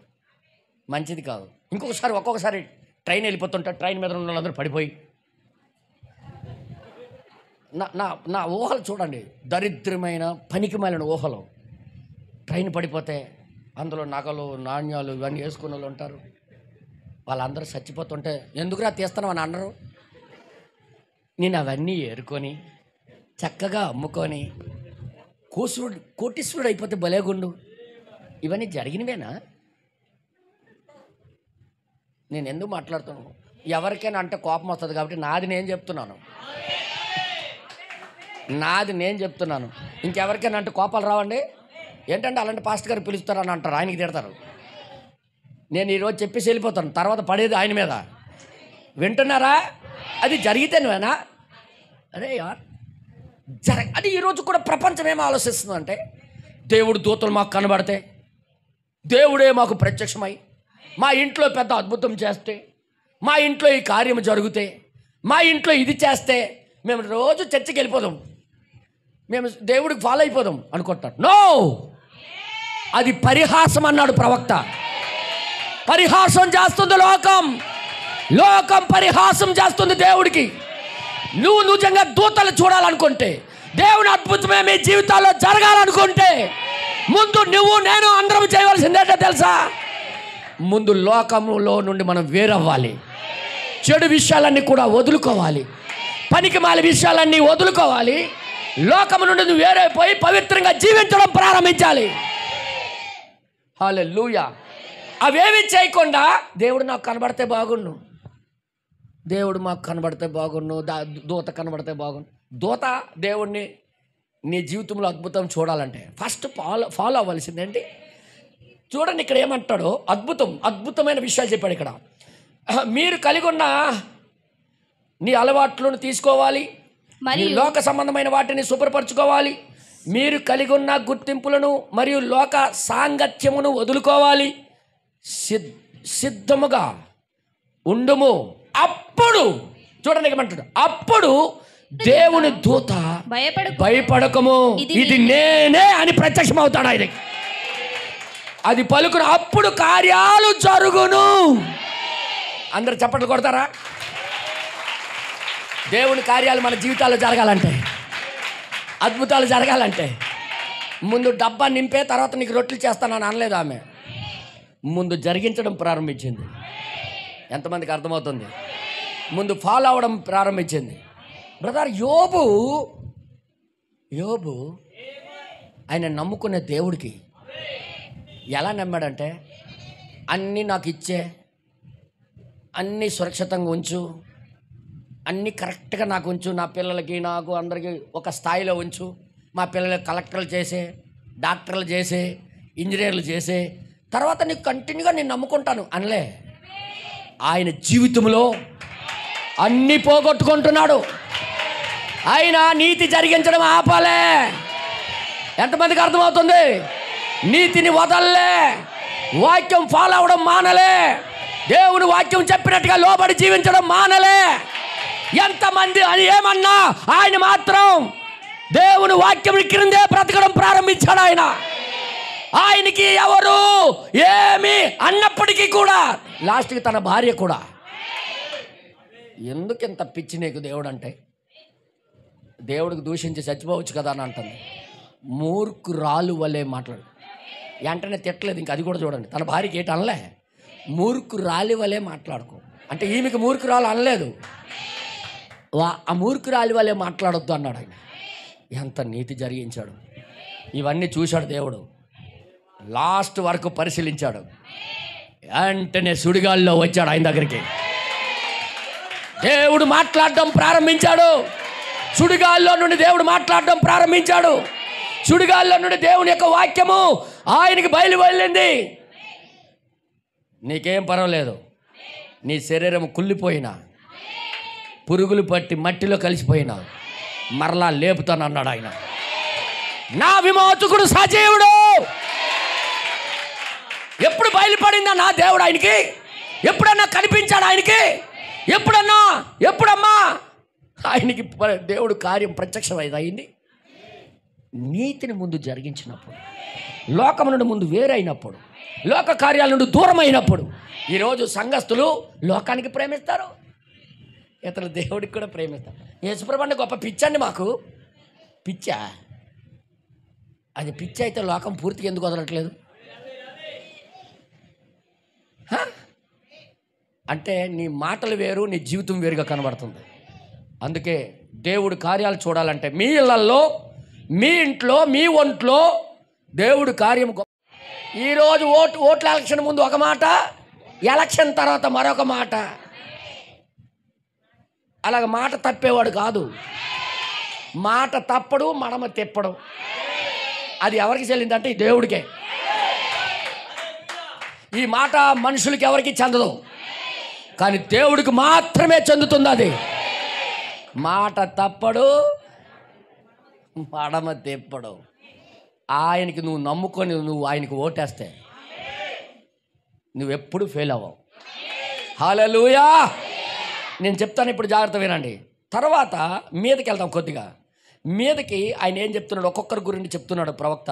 30వ పేరా నుండి మనం చదివితే అక్కడ ఏమంటున్నాడు చూద్దాం. ఒక నిమిషం. 30వ పేరా నుండి ఆయన హెబ్రీ పిల్లలను వారు ఏ విధముగా స్పందిస్తారో చూచుటకు పరీక్షించాను. హెబ్రీ పిల్లలు అంటే ఎవరో మీకు అడుగుతాను. హెబ్రీ పిల్లలు అంటే ఎవరు? ఎవరిని ఉద్దేశించి చెప్తున్నాడు ఇక్కడ? Yes, Shadrach, Meshach, Abednego. Hebrew పిల్లలకి పరీక్ష. వీళ్ళకి శిక్ష ఖరారు అయిపోయింది. వీళ్ళకి అగ్ని గుండంలో పడేస్తామని ఆ అగ్ని 7 అంతులు ఎక్స్ట్రా చేశారు. వీళ్ళకి చంపేస్తామని మరణ శిక్ష ఖరారు అయిపోయింది. రేపు ఉదయం పడేస్తారు, రేపు ఉదయం వేసేస్తారు అగ్నిగుండంలో. ఈ రాత్రి అంతా ప్రార్థన చేస్తున్నారు, జవాబు ఏమి రాలే. వింటున్నారా? దేవుడు కాపాడుతానన్నాడు, రాలేదురా. దేవుడు దూత రాలేదురా. దేవుడు మాకు కనబడలేదురా. ఇద్దరు ఒకరికొకరు ఆ అగ్నిగుండంలో వేసేటప్పుడు ఒకరికొకరు సంఖ్యలు వేసి నడిపిస్తున్నప్పుడు షద్రక్ మెషక్తో అంటున్నాడు, హే బ్రదర్, ప్రార్థన చేసావా? ఏమైనా జవాబు వచ్చిందా? నో. మరి నీకో? నాకు రాలే. మరి నీకో? నాకు రాలే. రే, ఆయనకి నమ్ముకున్న వాళ్ళకి హెల్ప్ చేయడానికి వస్తానన్నాడు, ఏ సమాధానం రాలేదేకి? పోనీ దేవదూత వచ్చిందా? ఏమీ రాలే. అయినప్పటికి కూడా మనము నీతినే జరిగిద్దాం. దేవుడు నీతిని జరిగించడం ముందు చూడాలనుకుంటున్నాడు. నువ్వు లోకంను వదులుకోవడం దేవుడు చూడాలనుకుంటున్నాడు. వ్యసనాలను వదలడం దేవుడు చూడాలనుకుంటున్నాడు. పనికి మాలే మాటలన్నీ నువ్వు వదులుకోవడం దేవుడు చూడాలనుకుంటున్నాడు. లోక విషయాల్లో నువ్వు లేకుండా పవిత్రంగా జీవించడం దేవుడు చూడాలనుకుంటున్నాడు. ముందు నువ్వు అది చెయ్యు, తర్వాత చూడు ఏమవుతుందో. ఇప్పుడు ఈ ముగ్గురు పిల్లలు ఏమవుతుందో చూడండి ఒకసారి. వారు సజీవమైన దేవుడు ఉన్నాడని యెహోవా దేవుడు ఉన్నాడని భూమి మరియు ఆకాశానికి దేవుడని ఆయనే దేవుడని మరియు ప్రతి ఆత్మను తన చేతిలో పట్టుకొని ఉన్నాడని అన్యుల ఎదుట ఒప్పుకొనెను. ఆహా, అన్యుల ముందు ఆయనే దేవుడు, ఆయన చెప్పిందే చేస్తామని అందరి ముందు ఈ ముగ్గురు ఒప్పుకున్నారు. కావున దేవుడు వారిని పరీక్షించదని అనుకోనిను. ఏమనుకున్నాడు దేవుడు? పరీక్ష లేకుండా ఎవరిని పాస్ చేయడు. నేను అర్థం చేసుకున్నారా? మొన్న మా ఏరియా వైపు పరీక్షలు జరిగాయి. 10th class, intermediate, second year పరీక్షలు అయ్యాయి. రాసిన వాళ్ళు ఉన్నారు ఎక్కడ? రాశారా? మా వైపు ఏం జరిగిందో చెప్తాను, మీ వైపు మీరు ఎలాగుందో నాకు తెలియదు. కానీ టీచర్సే పుస్తకాలు పట్టుకొని వెళ్ళి రాయండ్రా జాగ్రత్తగా. అందులో వర్తమానం కలిగిన మా పోలీసు బ్రదర్స్ డ్యూటీలకు వెళ్ళారు. అక్కడ లోపలికి స్లిప్పులు రావడానికి కానీ, ఎవరు అందించడం కానీ, ఎవరు చెప్పడం కానీ చేయనివ్వకుండా కాపలా కాయడానికి. మావాడు వర్తమానం తెలిసినోడు, తప్పు జరగకూడదని హెడ్ మాస్టర్, ఆ కాలేజీ యొక్క ప్రిన్సిపాల్ పుస్తకాలు స్టూడెంట్లకి ఇస్తున్నాడు. సార్ ఏంటి మీరు చేస్తున్నారని అడిగాడు మావాడు. సరికి ఏం చేస్తామండి, పైనుండి ఒత్తిడి, మీ స్కూల్ నుండి ఎంతమంది పాస్ అవ్వాలని వాళ్ళే చెప్తుంటే మేమేం చేస్తామండి, లేకపోతే మా ప్రభుత్వానికి ఈ ప్రభుత్వం వచ్చింది బాగా చదివించలేదు, అందుకే అందరూ ఫెయిల్ అయిపోయారు, సదుపాయం లేదని అనేస్తారు. కాబట్టి అందరికీ పాస్ చేసే, ఎవరికి ఉద్యోగం ఇచ్చేది లేదు, చేసేది లేదు. అంటే అర్థమవుతుంది మీ అందరికీ? దొంగ ప్రిన్సిపాల్స్, దొంగ టీచర్స్, దొంగ అధికారులు. కానీ దేవుడు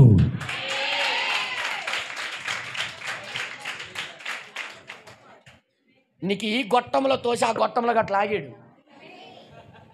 నో, నువ్వు పాస్ అవ్వాల్సిందే, నువ్వు నిలబడవలసిందే, నువ్వు నీతిని జరిగించవలసిందే. రోషము కలిగిన యెహోవా. ఆమేన్. అందుకే దేవుడి దగ్గరికి వచ్చేటప్పుడు 100 సార్లు ఆలోచించాలా. నేను పాస్ అవ్వకుండా ఆయన దగ్గర ఆయన చెప్పింది చేయకపోతే ఆయన ఎట్టి పరిస్థితుల్లో ఉంచుకోడని ముందే నిర్ణయం తీసుకోవాలా. వచ్చిన తర్వాత వెనక్కి వెళ్ళిపోయిన దొరువే, ఆగిపోయిన దొరువే. ముందే డిసైడ్ అయిపోవాలి బ్రెయిన్లో. వెనక్కి వెళ్ళిన తాపులే, అక్కడ ఉండిపోయిన తాపులే. వచ్చావు, నమ్మావు, పాస్ అవ్వాల్సిందే. దానికోసం ఎంత వెలైనా చెల్లించవలసిందే. కానీ నువ్వు ముందుకు సాగవలసిందే. హల్లెలూయా. ఇలాగ చెప్పుకుని ఉంటే తెల్లారిపోద్ది, నాకు తెలుసు విషయం. జాగ్రత్త వినండి. హల్లెలూయా. నువ్వు నిజంగా దేవుడు యొక్క కార్యాలు, దేవుడిని చూడాలంటే ముందు జీవించడం నేర్చుకో. వాక్యం చెప్పింది చేయడం. వీళ్ళకి పరీక్ష పెడుతున్నాడు ఇప్పుడు. ఈ ముగ్గురికి పరీక్ష పెడుతున్నప్పుడు ఏం జరుగుతుందో చూడండి. ఇక్కడ ఏమంటున్నాడు? మరియు వారు దేవుని ప్రతి అవసరతలను, మన దేవుడు ప్రతి అవసరతలను నెరవేర్చిరి. దేవుడు చెప్పింది అన్నిటి కూడా చేశారు వీళ్ళు. అయితే వారు ప్రార్థన చేయడం ద్వారా, వాళ్ళు ప్రార్థన చేయడం బట్టి మార్గమునకు కావలసిన ప్రతి దానిని పొందుకొనెను. ప్రతి దానికి పొందుకున్నారు. మరియు వారు రాజు యొక్క ప్రతిమకు మొక్కలేదు. అయితే మరియు అతను అగ్నిగుండాన్ని ఇంతకు ముందర కంటేను, ఇంకా ముందు కంటే 7 అంతలు ఎక్స్ట్రా చేశారు. పడగానే బూడిదైపోవాలి వీళ్ళు. అలాగా చావాలని 7 అంతులు అగ్ని ఎక్స్ట్రా చేశారు కాల్చేయడానికి. అయితే మరియు సందేహమేమీ లేదు, సాతాను వారికి ఇదే మీకు అంతిమ యాత్ర అని. ఏం చెప్తుంది? ఇదేరా నీ ముగింపు. ఎన్నాళ్ళు దేవుడా అన్నాడు, ఎక్కడి నుండి వస్తాడు చూద్దాం. ఇంతకాలం నీతి అన్నావు కదా, ఎక్కడి నుండి వస్తాడు చూద్దాం. నీది లాస్ట్, ఇప్పటికైనా లాస్ట్ ఛాన్సు. చెయ్యెత్తి చెప్పే నేను నమ్మనని అంటున్నాడు వాళ్ళు. కానీ వాళ్ళు ఏమంటారంటే, చనిపోతామేమో కానీ మేము నీతిని జరిగించడం మాత్రం ఆపము. బ్రదర్, అలాంటి విశ్వాసులకి చూడాలని కోరిక దేవుడిది. నువ్వు దేవుని వాక్యం ముందు నెరవేర్చడం చూడు, తర్వాత నీ జీవితంలో కార్యాలు చూడు. నువ్వేమీ చేయవు, పని పాటు లేదు, నీకు జీతం ఇచ్చేయాలంట. ఎవడిచ్చేస్తాడన్నయ్య? ఎవడిచ్చేస్తాడు? మా ఈదులో 2-3 ఉన్నారు పోకిరి కుర్రోళ్ళు, నా ఫ్రెండ్సే. నేను ఎప్పుడు పిలుస్తుంటాను, రే ఖాళీగా ఉండే బదులు ఏదో పని చేస్తే 100-50 వస్తాయి కదా, రండిరా బాబు నాతో రండి, మీకు పని చూపిస్తాను, పని చేయండి అంటే ముందు 3 రోజులు డబ్బులు ఇచ్చేమను. ఇలా కాలు ఊపుకొని 3 రోజులు డబ్బులు ఇచ్చేమను, మేము వస్తాం. వీడు 3 రోజులు డబ్బులు అయితే తాగేస్తాడు. వీడింటికి వెళ్ళి పని చేయడు. తాగేసిన వాడికి ఎవడు లేపుతాడు? ఎవరైనా ఇస్తారన్నా అలాగా? ఎవరైనా ఇస్తారమ్మా? ఎంతమంది ఇక్కడ డ్యూటీలు చేస్తున్నారు? చేతులు ఎత్తండి. అమ్మ, ఎవరు డ్యూటీలు చేయట్లేదా? Okay, very good. మీకు జీతాలు ముందే పడిపోతున్నాయమ్మా. పోనీ 4 రోజులు ఆగస్ట్ ఇచ్చేస్తున్నాడు ముందే. ఎవరైనా ఇస్తారా? పోనీ నువ్వు చేసిన కష్టం 30 రోజులు కష్టపడిన తర్వాత అది వస్తుందో లేదో ఇంకా గ్యారెంటీ లేదు.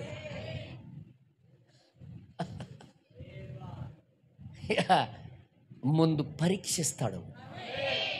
వాక్యానికి నువ్వు లోబడతావా లేదనేది, ఈ వర్తమానం చెప్పినట్టు ఫాలో అవుతావా లేదనేది దేవుడు ముందు నిన్ను పరీక్షిస్తాడు. ఆ తర్వాత మీ ఇంటికి ఏది అవసరమో ఆయన చూసుకుంటాడు. ఒకవేళ నీ భర్తకు ఉద్యోగం లేదనుకో, నువ్వు చేయవలసింది ఏంటో తెలుసా? ఆయనకు రోజు పీకి తినేయడం కాదు.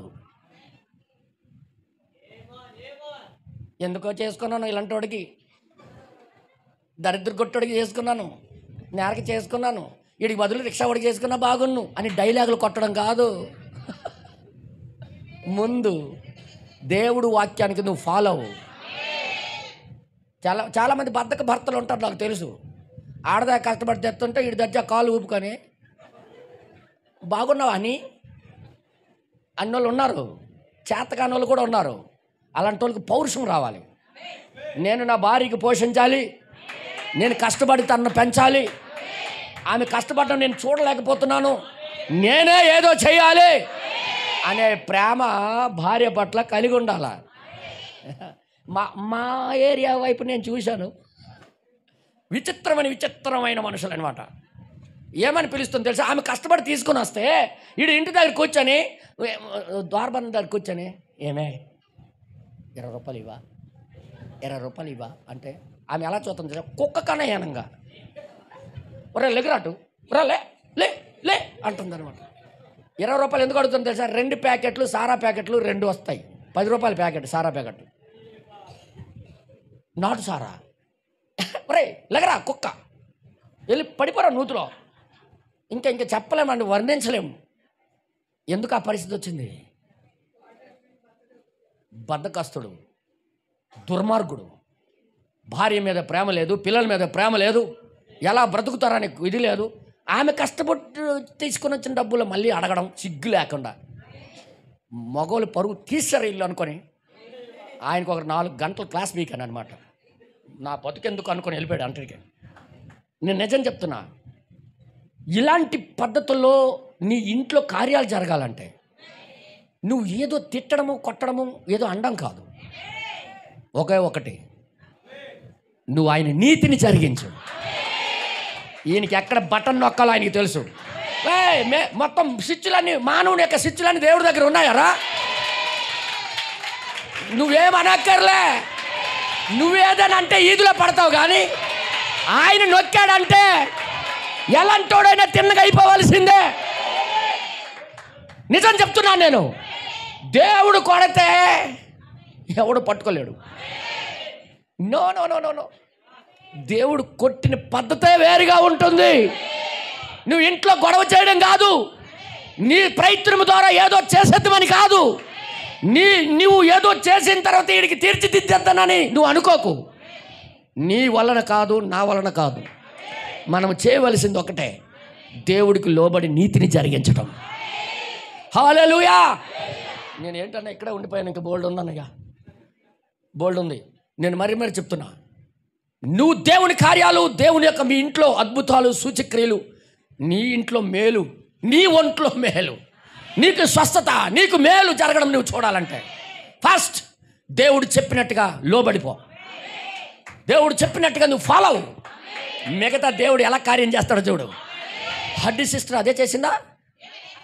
ముందు ఆమె నీతిగా బ్రతకడం నేర్చింది, ప్రతి వాక్యానికి నమ్మడం ప్రారంభించింది, దేవుడు చెప్పిన ప్రతి దానికి ఆయన లోబడి జీవించడం ప్రారంభించింది.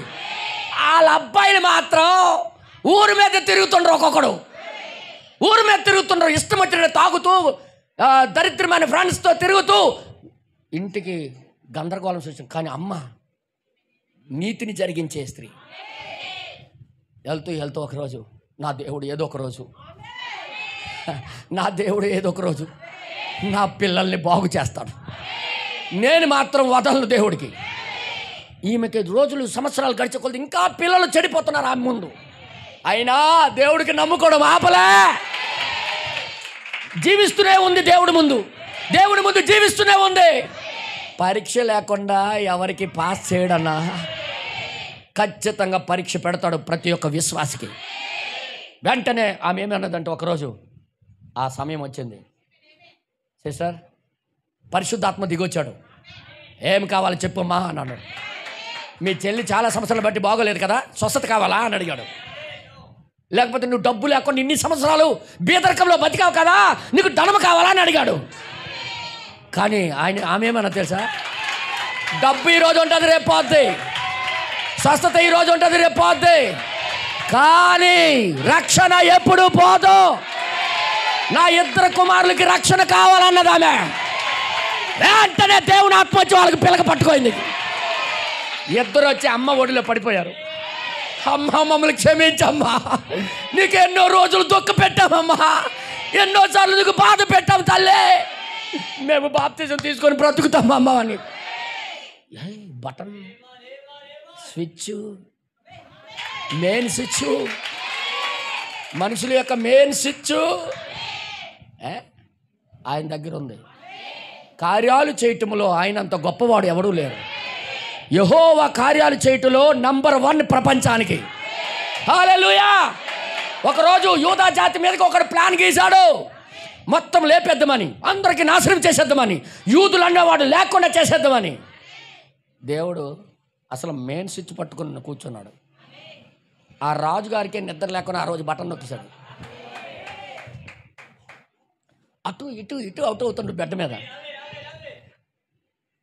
జ్ఞాపక శక్తి తీసుకొచ్చాడు. ఎప్పుడో ఎన్నో సంవత్సరాలు జరిగిన స్టోరీని, ఏంటి మా రాజ్యంలో కొన్ని జరిగాయి కదా, అది ఒకసారి చదువుతాం అనుకొని ఆ పుస్తకం తీయించాడు. ఆ రాజ్యంలో జరిగినవి. ఒకప్పుడు ఒక అతను మీ మీద చంపడానికి ప్లాన్ చేస్తుంటే మొద్దుకయ్య అనే వ్యక్తి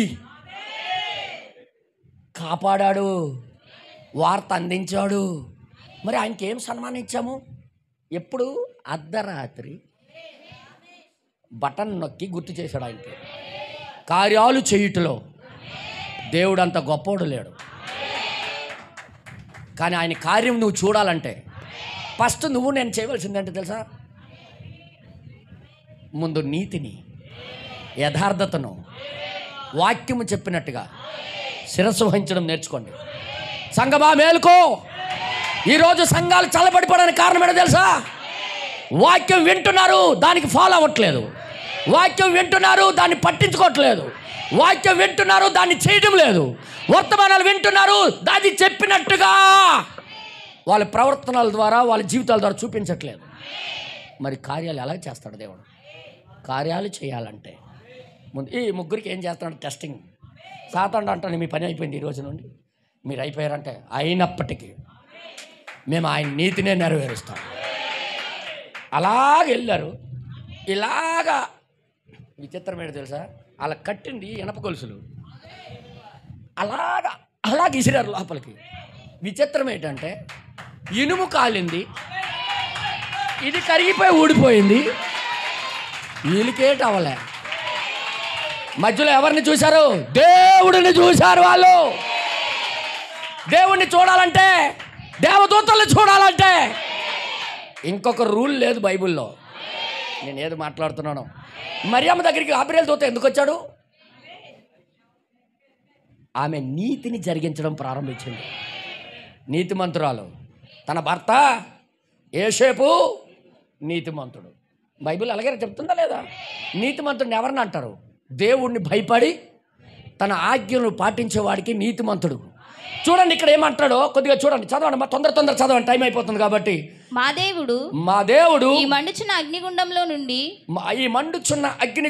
నుండి మమ్మను తప్పించి రక్షించుటకు సమర్థుడు. ఒకవేళ ఆయన రక్షించకపోయినా మేము దేవుని యొక్క ఆజ్ఞలను మాత్రము మీరము అని, దేవుని యొక్క ఆజ్ఞలు మాత్రం మీరమని వారు చెప్పిన విధానాన్ని నేను ఇష్టపడుచున్నాను.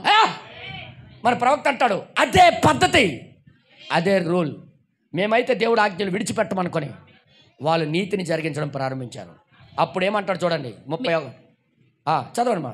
మేము నిజాయితీగా ఉండేదము, మేము నిజాయితీగా ఉంటాం. మనము రాబో సంవత్సరములందు దేవుని వాగ్దానమునకు, దేవుని యొక్క వాగ్దానానికి నిజాయితీగా ఉన్నాము అని మన యొక్క విశ్వాసమును చాటి చెప్పును గాక. హల్లెలూయా.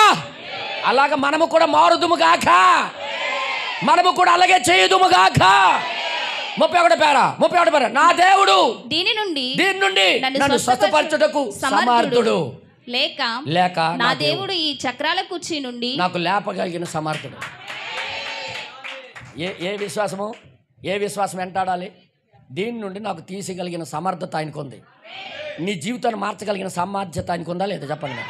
చాలామంది అంటుంటారు, నాకు సిగరెట్ వదలలేకపోతున్నానండి, నాకు బోల్డ్ అలవాట్లు ఉన్నాయి మానలేకపోతున్నానండి, మేము ఫ్రెండ్స్తో తిరగడం ఆపలేకపోతున్నానండి.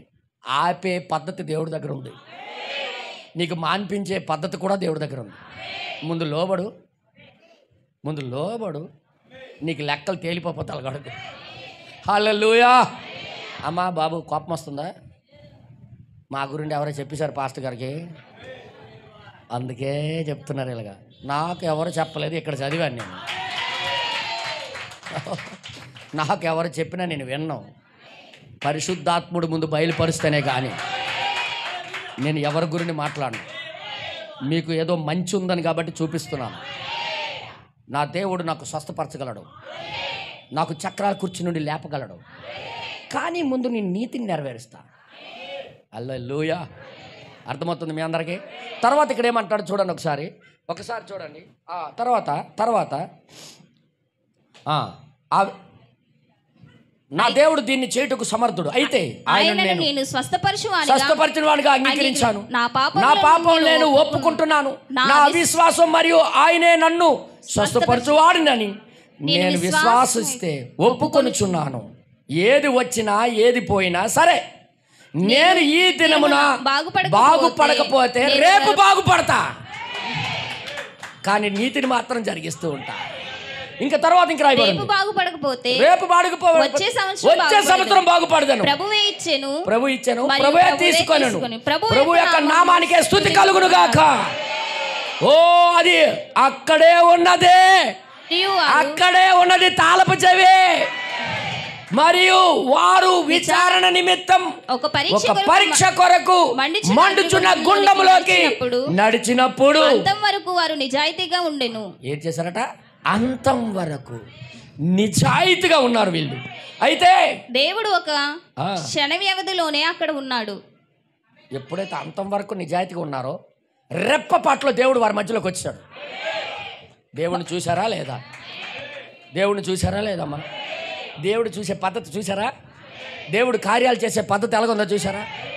అంతం వరకు నీతిగా బ్రతకడం. అందుకే ఆ ఇంటికి బ్రదర్ బెనం గారు చెప్తున్నారు, ఆ ఇంటికి ఏలియా భోజనార్పణ ఏ ఇంటికి పంపిస్తున్నాడో తెలుసా? ఒక ఎదవరాలింటికి. భర్త లేడు, ఆదాయం లేదు, ఏమీ లేదు. ఆ రోజుల్లో పిల్లల్ని పెంచుకోవడానికో లేకపోతే భర్త లేకపోతే లేకపోతే తప్పు పనికి దిగిపోతారు. మాట్లాడరేంటి? భర్త లేడు పోషించేవాడు, వ్యభిచారంలోకి దిగిపోతారు. ఆమె వ్యభిచారం చేసే అవకాశాలు బోల్డ్ ఉన్నాయి. కానీ ఆమె అలాగ తప్పు కార్యాలు చేయలే. నా దేవుడి కోసం నీతిగా బ్రతికి చచ్చిపోతానే కానీ నేను తప్పు చేయను అని నిలబడ్డదామె. దాన్ని దేవుడు చూశాడు. లాస్ట్ వరకు నీతిగా ఉన్నావు కదమ్మా, లాస్ట్ వరకు నీతిగా నడిచావు కదా తల్లి, నీకోసం నేను ఏర్పాటు చేసింది పంపిస్తాను నీకు. ఇప్పుడు ఏలి అక్కడ దర్జాగా హ్యాపీగా ఉదయం సాయంత్రం కాకులు తెస్తున్నాయి, రొట్టె మాంసం, వాగులో నీళ్ళు తాగుతున్నాడు, దేవునికి స్తోత్రం అని పడుకుంటున్నాడు. కానీ సడన్గా దేవుడు ఏం చేశాడంటే ఆ వాగులో నీళ్ళు ఎండిపోయినట్టు చేశాడు. ఏలియా వెళ్ళి అక్కడికి వెళ్ళి ప్రార్థన, ప్రభువా నీళ్ళు ఎండిపోయినాయి, నేను ఏటైపోవాలంటే నువ్వు ఏటవ్వవు, కానీ ఇప్పుడు నుంచి ఇక్కడ నుండి నీళ్ళు ఇక్కడ లేదు కాబట్టి నువ్వు వెళ్ళి ఒక విధవరాలి ఇంటికి వెళ్ళిపో, నీకు అక్కడ ఏర్పాటు చేశాను అన్నీ అన్నాడు.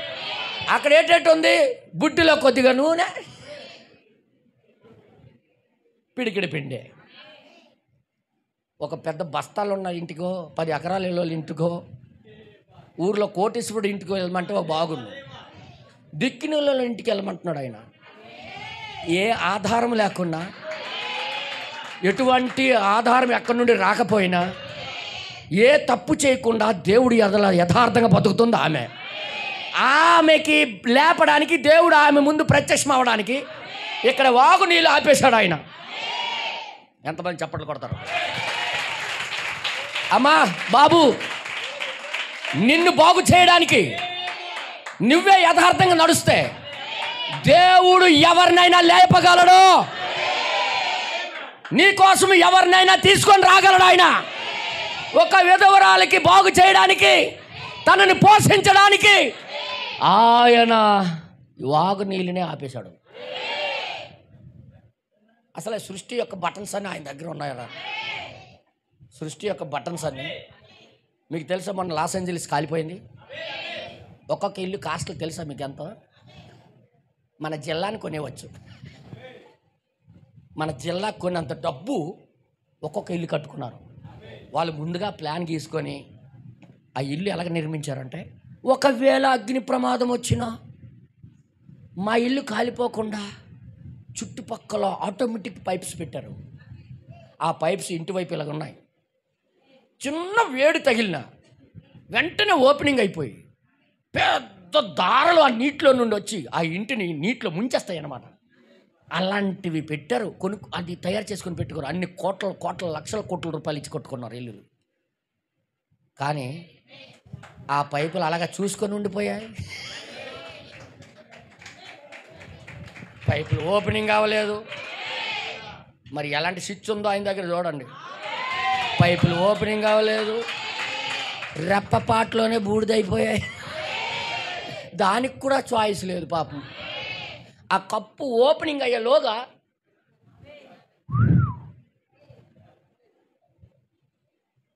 ప్రపంచం యొక్క స్విచ్, నీకు తెలుసా, నీ బాడీలో ఉన్న ప్రతి నరమ యొక్క స్విచ్ ఆయన చేతిలో ఉంది. ఆయన దగ్గర ఎదవేసాలు వేస్తే ఇలా జస్ట్ చిన్న స్విచ్ నొక్కితే ఈ పార్ట్ పడిపోద్దాడు. మరి ఇది లేకదిక ఆయన చేయగలడు. ఆయనకి అసాధ్యం అంటూ ఏమీ లేదు. ఆయనకి జరగదు అనేది ఏమీ లేదు. చాలామంది పిల్లలు లేరని, పెళ్ళి అయింది కానీ మాకు పిల్లలు లేరని బేగ పుడితే బాగోను. అమ్మా బాబు, నువ్వు నేను చేయవలసింది ఏమీ లేదు. కొద్దిగా లోబడి చూడు, నీతిని జరిగించి చూడు. 100 సంవత్సరాలకి పిల్లలు ఇచ్చిన దేవుడు మీకెవలేడా? నీకు పెళ్ళయి 2-3 సంవత్సరాలు అయి ఉంటుందేమో, కానీ అబ్రాహాముకైతే 100 సంవత్సరాలు అయింది పెళ్ళయి. మాట్లాడరు వీళ్ళు. ఆజ్ఞకు పాటించి లోబడినందుకే 100 సంవత్సరాల వయసులో తన గర్భాన్ని మళ్ళీ తెరవలేదా? అంతెందుకు మీకు చెప్తాను, ఇంక వినండి. బైబిల్ కొత్త నిబంధనలో అది కూడా చెప్పాడు ఇందులో ప్రవక్త. బైబిల్ నేను ఎందుకంటే షార్ట్ కట్లు తీసుకెళ్తాను, అర్థం చేసుకుంటాను. జకర్యా అనే వ్యక్తి ఉన్నాడా లేదా? యాజకుడా కాదా? తన వంతు చొప్పున ధూపం వేసేవాడు, అవునా కాదా? వేసేవాడా లేదా? నేను అంటున్నా, ఆయనకి దేవదూత బలిపీఠం కుడివైపున నిలబడి, అబ్బాయ్ ముసలోడా, నీకు వచ్చే సంవత్సరం కుమారుడు పుట్టబోతున్నాడు అని చెప్పాడు. ఆ దేవదూత చెప్పింది ఈయన నమ్మలేదు. కానీ నాకు తెలియక అడుగుతాను, ఆయనకే ఎందుకు కనబడాలి? ఎంతోమంది యాజకులు వెళ్ళారు కదా లోపలికి, వారికి ఎందుకు కనబడలేదు? బైబిల్లో రాయబడి ఉంది, ఆ యాజకుడు ఒక నీతిని జరిగించే యాజకుడు ఆయన. ఈరోజు నువ్వు నేను కూడా నీతిని జరిగిస్తే దేవదూతలు చూడొచ్చు, దేవుడి యొక్క కార్యాలను దేవుడిని చూడొచ్చు. సంగమా వింటున్నారా? నీ భర్తను మార్చాలంటే నీ తరం కాదు. నువ్వు రోజు ఆయన ముందు ఏడుస్తే గట్ట ఇంకెక్కువ అయిపోద్ది ఆయనకి. చాలామంది ఏడ్చేసిన ఆయనకి మార్చేస్తారని చూస్తారు. సచ్చిన మారడం no no no no no no. మీ కన్నీరే మార్చేసి ఉంటే ఇప్పటికే ఎన్నో సంవత్సరాలు బట్టి ఏడుస్తున్నారు కదా, మారిపోవాలి కదా. మన కన్నీరు ఎవరిని మార్చదు. నేనేదో మాట్లాడుతున్నా. నువ్వు ముందు ఫాలో అవు, నీతిని జరిగించు. మీ భర్తకి ఎక్కడ నొక్కాలో అక్కడ నొక్కితేనే కరెక్ట్ అని ఇలాగ నొక్కుతాడనమాట. హల్లెలూయా. మీకు తెలుసా, మా ఊరికే అడ్డు సుడ్డు అంటే రివర్స్ గేర్లు ఉన్నాడు మా నాన్న. మా నాన్న దగ్గర ఊరందరూ భయపడిపోయేవాళ్ళు. ఒక్కడ చాలు ఊరందరికీ. మా ఊరు జనం 6,000 మంది. 6,000 మందికి మా నాన్న అంటే భయం. ఒకసారి ఆలోచించండి. అంత మూర్ఖుడు అంటే నెంబర్ 1 మూర్ఖుడు. నేను ఎప్పుడు ఎవరికి చూడలేదు.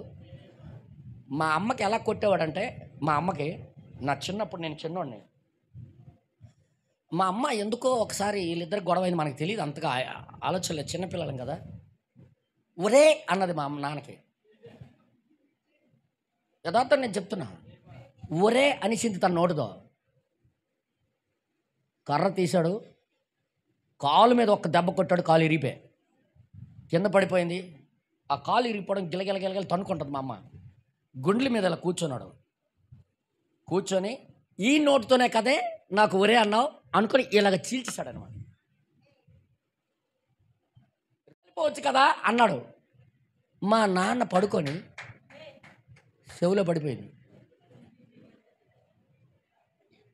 రాడ్ తీశాడు, వెనక నుండి వెళ్ళి 2 చెక్కలు చేశాడు తల. అవతలోడికి ఒక్కగానో ఒక్క కొడుకు, వాడికి తల బద్దలైపోయింది, రక్తం కారుతుంది, చచ్చిపోయిన చావులో ఉన్నాడు. వాళ్ళందరూ ఏకమైపోయి, మా నాన్నకి ఒకళ్ళు ఇద్దరు అయితే కొట్టలేరు ఆయనకి, అందరూ ఏకమైపోయి మనిషి ఒకళ్ళు పట్టుకొని రాళ్ళుతో గుద్దేశారు మా నాన్నకి. నా కళ్ళ ముందు నేను చూస్తూనే ఉన్నాను. మేము చిన్నోళ్ళవి, ఎవడికి లొంగడు, ఎవడికి భయపడ్డు. మా అమ్మ గడగడ గడగడ బ్రతుకంతా ఎలా బ్రతికిందంటే వణికిపోతూ బ్రతికింది. మాటల ద్వారా చూసింది, దెబ్బలు తిన్నది, మారలే, అన్నీ చేసింది. కానీ మా అమ్మ ఒక మూలకి వెళ్ళిపోయి రోజు ఏడ్చుకుంటూ ప్రార్థన చేసేది. నేను చూసేవాడిని, ఏడ్చుకుంటూ ప్రార్థన చేసేది. కానీ మాకెప్పుడు వాక్యం నేర్పించలేదు, ఏం చేయలేదు. కానీ మా అమ్మ ఎందుకు చేయలేదు అలాగే నాకు తెలియదు. కానీ అలాగ జీవించడం ప్రారంభం. కానీ మా నాన్న బటను దేవుడి చేతిలో ఉంది కాబట్టి కరెక్ట్ అయిన టైంలో, సరైన టైంలో, కరెక్ట్ అయిన ఊహించకపోయిన రీతిలో స్విచ్ నొక్కేశాడు ఆయనకి. పెరాలసిస్ స్ట్రోక్ వచ్చింది. ఇంకా బీపీ 320కి వెళ్ళిపోయింది. అవుట్ అయిపోతాడు, డాక్టర్ వదిలేశాడు. అలాంటి టైంలో, ఆ టైంలో అప్పటికే నేను కొద్దిగా పెద్దోడయ్యాను, దేవుడికి నమ్ముకోవడం ప్రారంభించాను, బైబిల్ చదవడం ప్రారంభించాను. నేను ఏడ్చుకుంటూ ప్రార్థన చేస్తున్నాను. చూశాడు, అన్నాడు, ఏడొద్దు, నా జీవితం ఏంటో అనుకుని నాకు అర్థమైపోయింది అని కన్నీరు కారుస్తున్నాడు. ఇక నా నాన్న కన్నీరు చూడడం నా జీవితంలో మొదటిసారి. అది బ్రదర్, ఎలాంటి మూర్ఖుడినైనా మార్చగలిగిన సామర్థ్యత దేవుని వాక్యంలో ఉంది. ఎలాంటి దుర్మార్గుడికైనా మార్చగలిగిన శక్తి దైవానికి ఉంది, దేవుడికి ఉంది. ముందు నువ్వు దాన్ని ఫాలో అవు, ముందు నువ్వు లోబడు, నువ్వు నెరవేర్చు. చూడు, మీ ఇంట్లో ఎలాంటి కార్యాలు జరుగుతాయో నీ కళ్ళ ద్వారా నువ్వే చూస్తావు. నేను ఛాలెంజ్ చేస్తున్నా, ఇది చరిత్ర చెప్పిన సత్యం. ఇది మా జీవితాల ద్వారా, అనుభవం ద్వారా నేను చెప్తున్న విషయాలు ఇవి. మీరు వాక్యానికి లోబడండి, ఏమి జరుగుతుందో చూడండి, ఏమి జరుగుతుందో చూడండి. నువ్వు వాక్యానికి లోబడకుండా వాక్యం ఒకలాగా చెప్తే నీ జీవితం మరొకలాగా జీవిస్తుంటే దేవుడు ఏం చేయడు. ముందు మా దేవుడు ఇంట్లోనే ఏదో చేస్తే నేను ఫాలో అవుతానండి. ఈ డైలాగులు, డైలాగులు ముందు లంచం ఇచ్చేసి నీకు తీసుకొని వచ్చే అవసరం ఆయనకి లేదు. ముందు నువ్వు కావాలి, దేవుడు కావాలనుకుంటే, దేవుని అద్భుతం నువ్వు చూడాలనుకుంటే ఫాలో అవ్వాల్సింది నీతిని. ఆ శద్రక్ మెషక్ అబేద్నెగోలు ప్రాణం పోయినంత వరకు నీతిని అనుసరించారు. అందరూ చెప్పండి, అందరూ చెప్పండి హల్లెలూయా, హల్లెలూయా. ఈరోజు సంఘం ఏం నేర్చుకోవాలి వారికి చూసి? ఈ పాఠాలన్నీ చదివి పౌలు గారు తిమోతికి రాస్తున్నాడు. నాయనా, ముందు నీతిని, విశ్వాసాన్ని, సమాధానాన్ని, ప్రేమను వెంటాడు నాయన, ఆటోమేటిక్ ఇవన్నీ వస్తాయి. దేవుని నామానికి మహిమ కలుగును గాక. చాలామంది స్వస్థత కావాలండి, మా ఒంట్లో చాలా బాగోలేదండి, నెలకి 6,000 అయిపోతుందండి, డాక్టర్ దగ్గరికి ఇచ్చేస్తామండి అంటారు. కానీ వాక్యమును నెరవేర్చరు. నువ్వు కడతనే ఉండు బిల్లు హాస్పిటల్కి. ఆ డాక్టర్ గారు డైలీ కస్టమర్ కాబట్టి, సార్ ఈ ట్యాబ్లెట్ బట్టి ఇక్కడ పట్టేసిందండి, పట్టడానికి ఇస్తున్నాను నేను, నువ్వు ఎక్కడ బాగా అయిపోతే మానేస్తే నాకెవడిస్తాడు? మా ఫ్రెండ్ డాక్టరు, మా ఊర్లో మా ఫ్రెండ్ సింహాచలం ఆయన పేరు. ఉదయాన్నే వెళ్ళాను, ఉదయాన్నే లేచిపోయి స్నానం చేసి వాళ్ళ దేవుళ్ళు అందరూ ముందుకు వెళ్ళిపోయి టింగ్ టింగ్ టింగ్ టింగ్ టింగ్ వాయించాడు. అంటే నేను వెళ్ళిపోయి అరగంట కూర్చున్నాను ఆయన సోఫా మీద, రాడు చేయడు.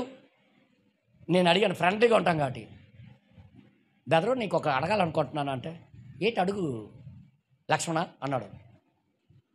ఏమని మొక్కావు అన్నాను. మీ దేవుళ్ళకి ఏమని కోరుకున్నావు అన్నాను.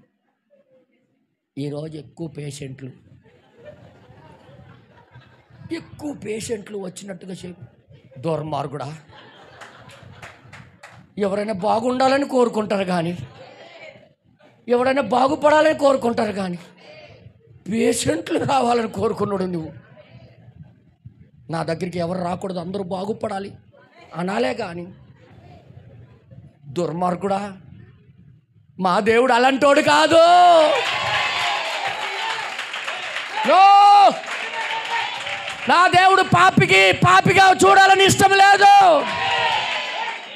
మా దేవుడు అనీతిమంతులుగా చూడాలని ఇష్టం లేదు.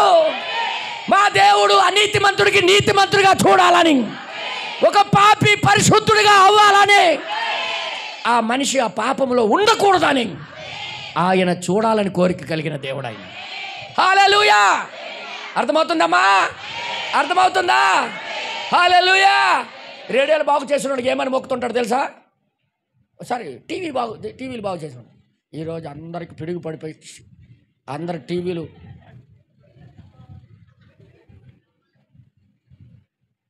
నేను ఈఎంఐ కట్టాలా అని మొక్కుతుంటాడు. ఈ లోకంలో బ్రతికిన ప్రతి వ్యక్తి స్వార్థపూరితుడు. అర్థమవుతుంది మీ అందరికీ? లోపల స్వార్థం, కానీ దేవుడికి అలగలేదు. నువ్వు బాగుపడాలనే కోరిక ఆయనకి. నువ్వు నీతిగా బ్రతకడమే ఆయనకి అవసరం. ఆ నీతి జరిగించడమే ఆయన కోరిక. బైబిల్లో ఎహెజ్కేలు గ్రంథంలో ఏముందో తెలుసా? 16వ అధ్యాయంలో నేను అనుకుంటా, 16వ అధ్యాయంలో ఎహెజ్కేలు గ్రంథం ఒకసారి తీయండి, నేను ముగిస్తాను, టైం అయిపోతుంది కాబట్టి. వామో, ఈ టైం కూడా పారిపోతుంది ఒకటి. దయచేసి మీరు చూడాలని కోరుతున్నా. ఎహెజ్కేలు గ్రంథం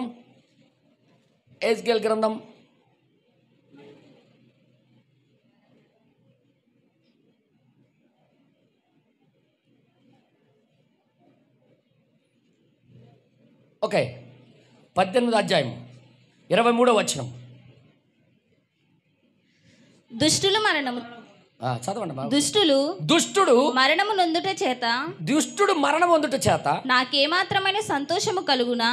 నాకేమైనా సంతోషం కలుగుతుందా? వారు తమ ప్రవర్తనను దిద్దుకొని బ్రతుకుటే నాకు సంతోషము. దేవుడి యొక్క మనసు చూసారా? దేవుని కోరిక చూసారా?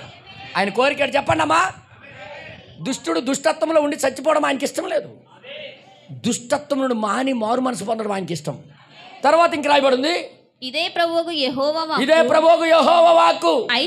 అయితే నీతిపరుడు తన నీతిని విడిస్తే పాపము చేసి దుష్టులు చేయు హేయ క్రియలు చేసినట్లయితే జరిపించిన అతడు బ్రతుకుతాడా? అతడు చేసిన నీతి కార్యాలు ఏ మాత్రమును జ్ఞాపకంలోనికి రావు. అమ్మా, నీతిని వదిలేస్తే దేవుడు మిగతా చేసినవన్నీ, మొన్నటి వరకు నేను బతికాను కదండి నీతిగా, ఇప్పుడైనా క్షమించండి, అలా జరగదు.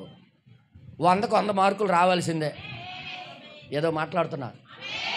నేను 10th క్లాస్ పరీక్షలు రాసినప్పుడు ఏమనుకున్నాడు తెలుసా? నా పేపర్ ఎవడ దిద్దుతాడో, ప్రభువా ఆయనకి మంచి మనసు దయచేసే, ఫోన్లో వీడు పేదోడు అనుకొని 100కు 100 మార్కులు వేసినట్టుగా చేయి ప్రభువా అనేవాడు. అది వింటాడా దేవుడు? ఆ పోరా, నేను రాయకుండా ఊరి మీద తిరిగి వెళ్తుంటే పరీక్షకి, ఎవడన్నా మార్కులు వేసేస్తాడు. ఈ లోకానికి అంత బుద్ధి ఉంటే జీవము కలిగిన దేవుడు ఆయన. సంగమా, మేల్కొనండి. మీ సంఘంలో అద్భుతాల సూచక్రియలు చూడాలంటే నీతిని ఫాలో అవ్వండి. ఆయన చెప్పినట్టుగా నువ్వు బెండ్ అయిపో, ఆయన చెప్పినట్టుగా నువ్వు లోబడిపో, ఆయన చెప్పినట్టుగా చేయి. అన్నీ ప్రతిదీ ఆయన చెప్పినట్టుగా చేయి. నువ్వు చూస్తావు ఆయనని, ఆయన దేవదూతలను నువ్వు చూస్తావు. ఇంకా ఇక్కడ మీదకి రాయబడింది, ఇంకా తొందరగా చదివినట్లయితే 33 చదివేశామన్నా, 33 పేరా చదవమ్మా, టైం అయిపోతుంది. నో, నేను వర్తమానంలోకి వచ్చాను. ఇంకా ఇప్పుడు ఆ చిన్న స్త్రీ కావలసిన అవసరాన్ని, ఆ చిన్న స్త్రీ అంటే ఎవరు? పిడికడి పిండి మాట్లాడు ఆమెనా? కావలసిన అవసరతలన్నీ నెరవేర్చును అని ఆమె ఎరిగి ఉండెను. మరియు దేవుడు ఇంకా నిశ్శబ్దంగా ఉన్నాడు. ఎన్నో సంవత్సరాలు బట్టి ప్రార్థన చేస్తానని జవాబు రాలే, కానీ నీతిని వదలలేదు. ఏమి జవాబు ఇవ్వట్లేదు. ఏం దేవుడులండి, ఎన్ని సంవత్సరాలు వెళ్ళినా మాకు ఏమి జరగట్లేదు, మాకెందుకులండి అనలే ఆమె. ఏది ఏమైనా దేవుడి నీతిని నెరవేరుస్తూనే ఉంటాడు. అలాగ నడుస్తుంది కాబట్టి ఆమెకి దేవుడు చూసి ఏం చేశాడో చూడండి. అక్కడ ఏమంటాడు చూడండి. చూడటానికి ఆమె కోసం ఏమాత్రము జాగ్రత్త వహించినట్లుగా కనబడుచు. దేవుడు అసలు జాగ్రత్త వహించినట్టు కనబడలేదు. అయితే ఆయన ఆమె జీవించుచున్నదా, ఆయన ఆమె జీవించి ఉన్నదా, ఆమె జీవించిందా లేక చనిపోయినదా అని చనిపోయిందని కూడా ఆయన పట్టించుకోవడం లేదు. చచ్చిపోయిందా బతికుందని చూడట్లేదు దేవుడు. అయితే అన్ని వేళలా దేవుడు పనిచేస్తూనే ఉంటాడు. నిశ్శబ్దంగా ఉంటాడు కానీ నువ్వు నడుస్తావా లేదనేది నిశ్శబ్దంగా చూస్తూనే ఉంటాడు. తర్వాత దాని గూర్చి ఆమెకి తెలియదు. కానీ దేవుడు ఏలియాతో చెప్పాడు. ఆయన వాగు దగ్గరకు వచ్చి తన చేతితో పారుచున్న వాగును ఆపి, అటెళ్ళొద్దు నీళ్ళు, లేకపోతే ఇక్కడ కదలడు వాడు. మా వాడు అసలు కదలడు, రోజు నీళ్ళు వెళ్ళిపోతుంటే కదలడని చెయ్యి పెట్టి ఆ పారుతున్న నీటికి ఆపేశాడు. ఎండిపోయినట్టుగా చేశాడు. మరియు ఏలియా బటన్ నొక్కాడు. ఏలియాకి ఇలా ఆపేశాడు. అయితే ప్రభువా ఎందుకు ఇది ఆగినది అని అడిగాను. ఎందుకు ఆగిపోయింది? నువ్వే వెళ్ళమన్నావు ఇక్కడికి, నువ్వే ఉండమన్నావు ఇక్కడికి, అందుకే నేను వచ్చాను, ఎందుకు ఆగిపోయిందని అడిగాడు. అయినా నిన్ను పోషించుటకు నేను ఒక విధవరాలికి ఆజ్ఞ ఇచ్చితిని అని చెప్పాను. విధవరాలికి ఆజ్ఞ ఇచ్చాను, వెళ్ళి చెప్పు, అక్కడికి వెళ్ళి అన్నాడు. అయితే ఆయన ఇప్పటికే ఆమెకు ఆజ్ఞాపించి ఉన్నాడు. ఇప్పటికే ఆమెకి నీ ఇంటికి దైవజనుడు వస్తాడు, కానీ దాని గురించి ఆమెకు తెలియదు. హల్లెలూయా. కొన్నిసార్లు నీకు తెలియకుండానే ఎవరినో ఆజ్ఞాపిస్తాడు దేవుడు. నా మనకి మహిమ కలుగును కాక. మనకి తెలియవన్నా దేవుడు మనసు ఏంటో, కానీ నువ్వు నీతిగా బ్రతుకుతే నీ కోసం ఏర్పాట్లన్నీ ఆయన చేయగలడు. ఇలాగ చెప్పుకొని వెళ్తే నేను 3 రోజులు చెప్తాను, ఇలాగే ఆకున్న 3 రోజులు చెప్తా. అర్థం చేసుకోండి. ఇప్పుడు జరిగించవలసింది నీ దగ్గర ఉంది. నువ్వు ఏం చేస్తావో చెప్పు, దానికి ఫాలో అవుతావో విడిచిపెట్టుకుంటావో అది నీ చేతిలో ఉంది. నువ్వు దేవుని యొక్క దూతల్ని, దేవుడి కార్యాలని మనము సంఘము చూడాలంటే మనము అన్నీ వదులుకోవాలి. అర్థమైంది మీ అందరికీ? దేవుడికి వ్యతిరేకమైంది అంతా పక్కన పెట్టాలా, దేవుడికి నచ్చకపోయిన విషయాలన్నీ పక్కన పెట్టాలా, దేవుడు నీతిని జరిగించడం ప్రారంభించాలి.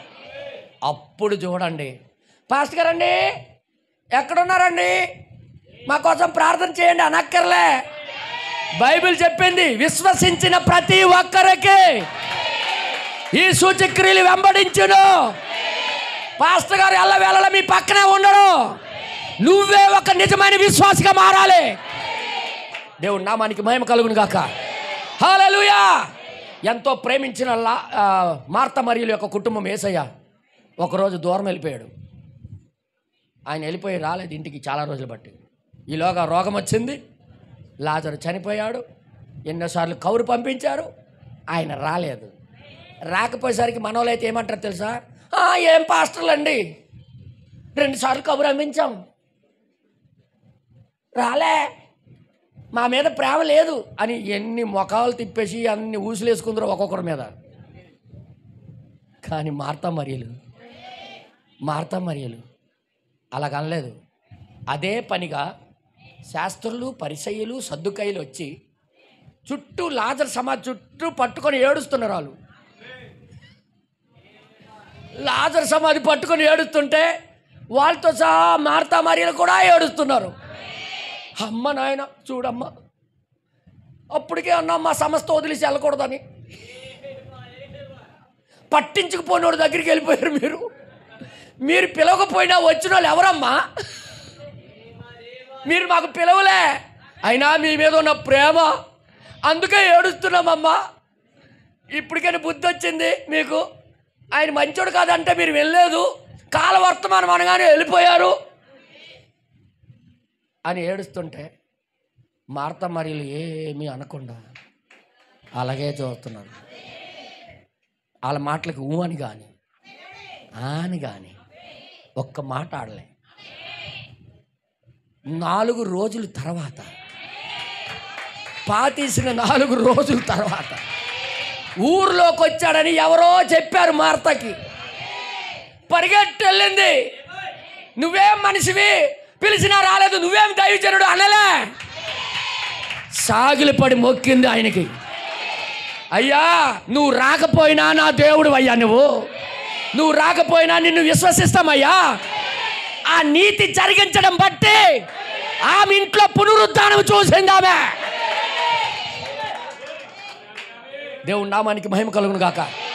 నీతిని జరగడం ఆపకండి. ఇప్పటికైనా పూర్తిగా లోబడ్డం నేర్చుకోండి. దేవుడు అద్భుతాలు సూచక్రియలు. మా పాస్టర్ గారిలో పవర్ ఎట్లేదు కానీ మా సంఘంలో ఏది జరగట్లేదండి, ఆయన మీద తోసేకండి దయచేసి ప్లీజ్. అది మీ వంతు కూడా ఉంది అందులో. హల్లెలూయా. పాస్టర్ గారు దేవుడు వదిలేశాడు కదా, మాకు ప్రార్థన చేసినా ఏమీ అవ్వట్లేదు అనుకోకండి. నువ్వేం చేస్తున్నావు? స్వస్థత జరగాలంటే నీ విశ్వాసం మీద ఆధారపడి ఉంది. అది నువ్వు సరిగ్గా చేయబడాలి. అది హల్లెలూయా. ఒకవేళ పాస్టర్ కరెక్ట్గా ఉన్నా నువ్వు కరెక్ట్గా లేకపోతే బకెట్లు ఆయిల్ పోసి ప్రార్థన చేసిన జరిగేది ఏమీ లేదు. అందుకని నేను చెప్తున్నా, ముందు మీరు ఎలా ఫాలో అవుతున్నారో చూడండి. నీతిని జరిగించడం ప్రారంభించండి. ఈ రాత్రికైనా ఒక నిర్ణయం తీసుకోవాలని కోరుతున్నాను. ఎంతమంది ఈ రాత్రి నిర్ణయం తీసుకుంటారు?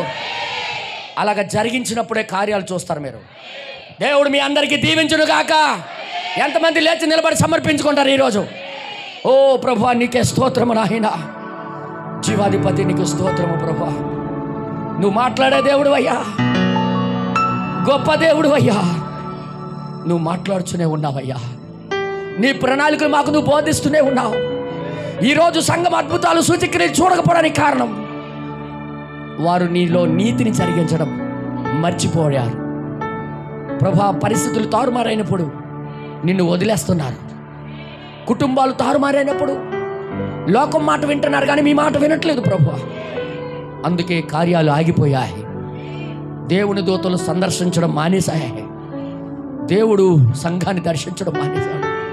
ప్రభా ఇప్పటికైనా మాకు బుద్ధి తెచ్చడానికి బుద్ధికి తెచ్చుకోమని ఈరోజు వాక్యం మాతో మాట్లాడావయ్యా.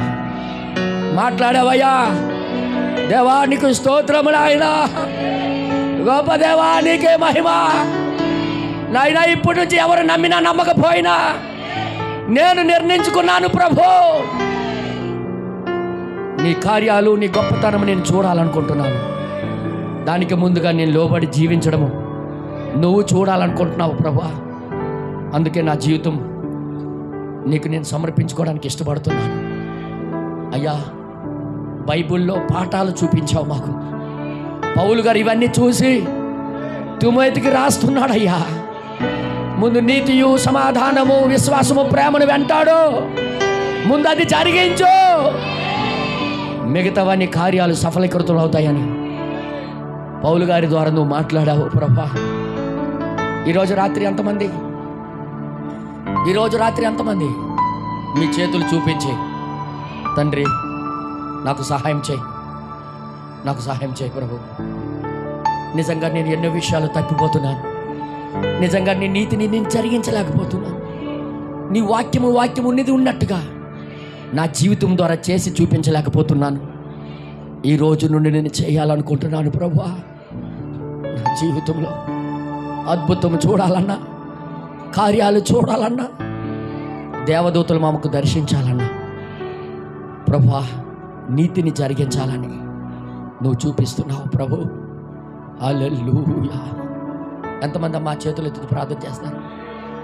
ఎవరు చూడాలని ఎత్తొద్దు ప్లీజ్. ఎవరు ఏమనుకుంటారని చెయ్యొద్దు. నిన్ను దేవుడు నీతో మాట్లాడాడు. నీ నిర్ణయం మీద ఆధారపడి ఉన్నది ఇది. నువ్వు చేస్తావో వదిలేస్తావో అనేది, దాన్ని చూసి నీ జీవితంలో కార్యం జరుగుతుంది. అది అర్థం చేసుకొని చెయ్యెత్తి చూపించండి. హల్లెలూయా, హల్లెలూయా. దేవానికి స్తోత్రం నాయనా.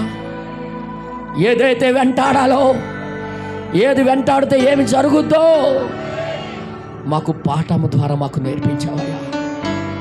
నీకే స్తోత్రం, నీకే మహిమ, నీకే స్తుతి, నీకే ఘనత.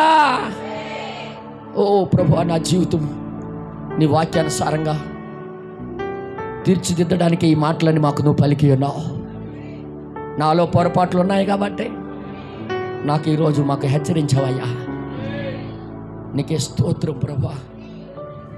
ఎలాగ చేతులు ఎత్తుచుండగానే మీకోసం కాపరి గారు ప్రార్థన చేయబోతున్నారు.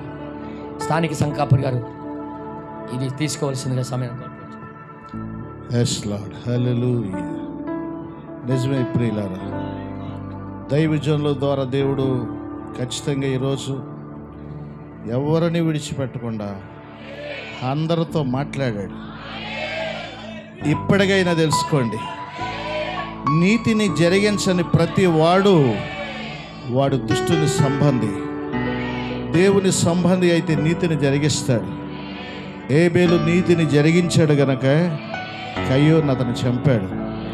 నిజమే ప్రియులారా, ఈరోజు మనం నీతిని జరిగిస్తున్నప్పుడు నిజముగానే మనం దేవునికి దగ్గరగా ఉంటాం, ఆయనకి సమీపస్తులుగా ఉంటాం.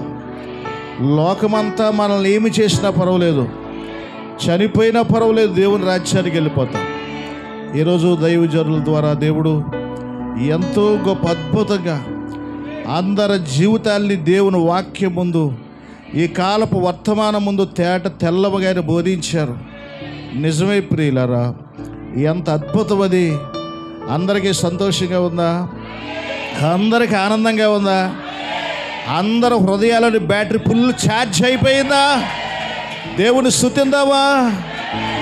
సమయం లేదు ప్రియులారా.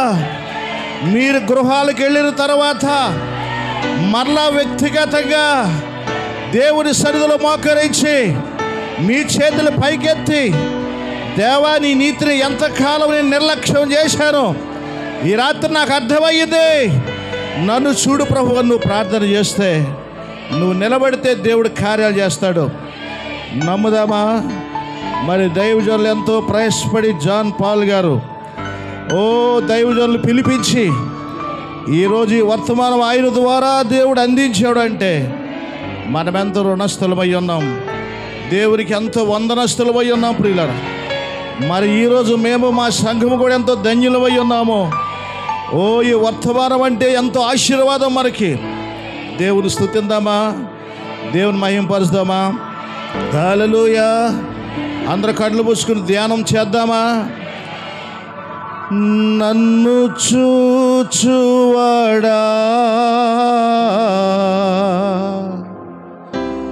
నిజం కాచువాడా,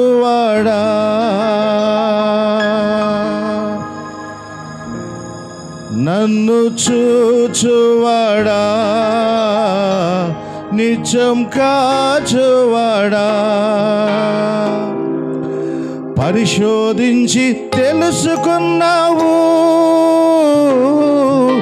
చుట్టూ నన్ను ఆవరించావు. పరిశోధించి తెలుసుకున్నావు, చుట్టూ నన్ను ఆవరించావు. కూర్చుండుట, లేచియుండుట, కూర్చుండుట, నే లేచియుండుట బాగుగా ఎరిగియున్నావు రాజా, బాగుగా ఎరిగియున్నావు. నన్ను చూచువాడా, నిత్యం కాచువాడా, తలంపులు తప్పనయ్యు అన్నీయు ఎరిగియున్నావు. తలంపులు తపనయు అన్నీయు ఎరిగియున్నావు. నడచినను పడుకున్నాను, నడచినను నే పడుకున్నాను, బాగుగా ఎరిగియున్నావు రాజా, బాగుగా ఎరిగియున్నావు. ధన్యవాదం యేసు రాజా, ధన్యవాదం యేసు రాజా. నన్ను చూచువాడా, నిత్యం కాచువాడా, నన్ను చూచువాడా.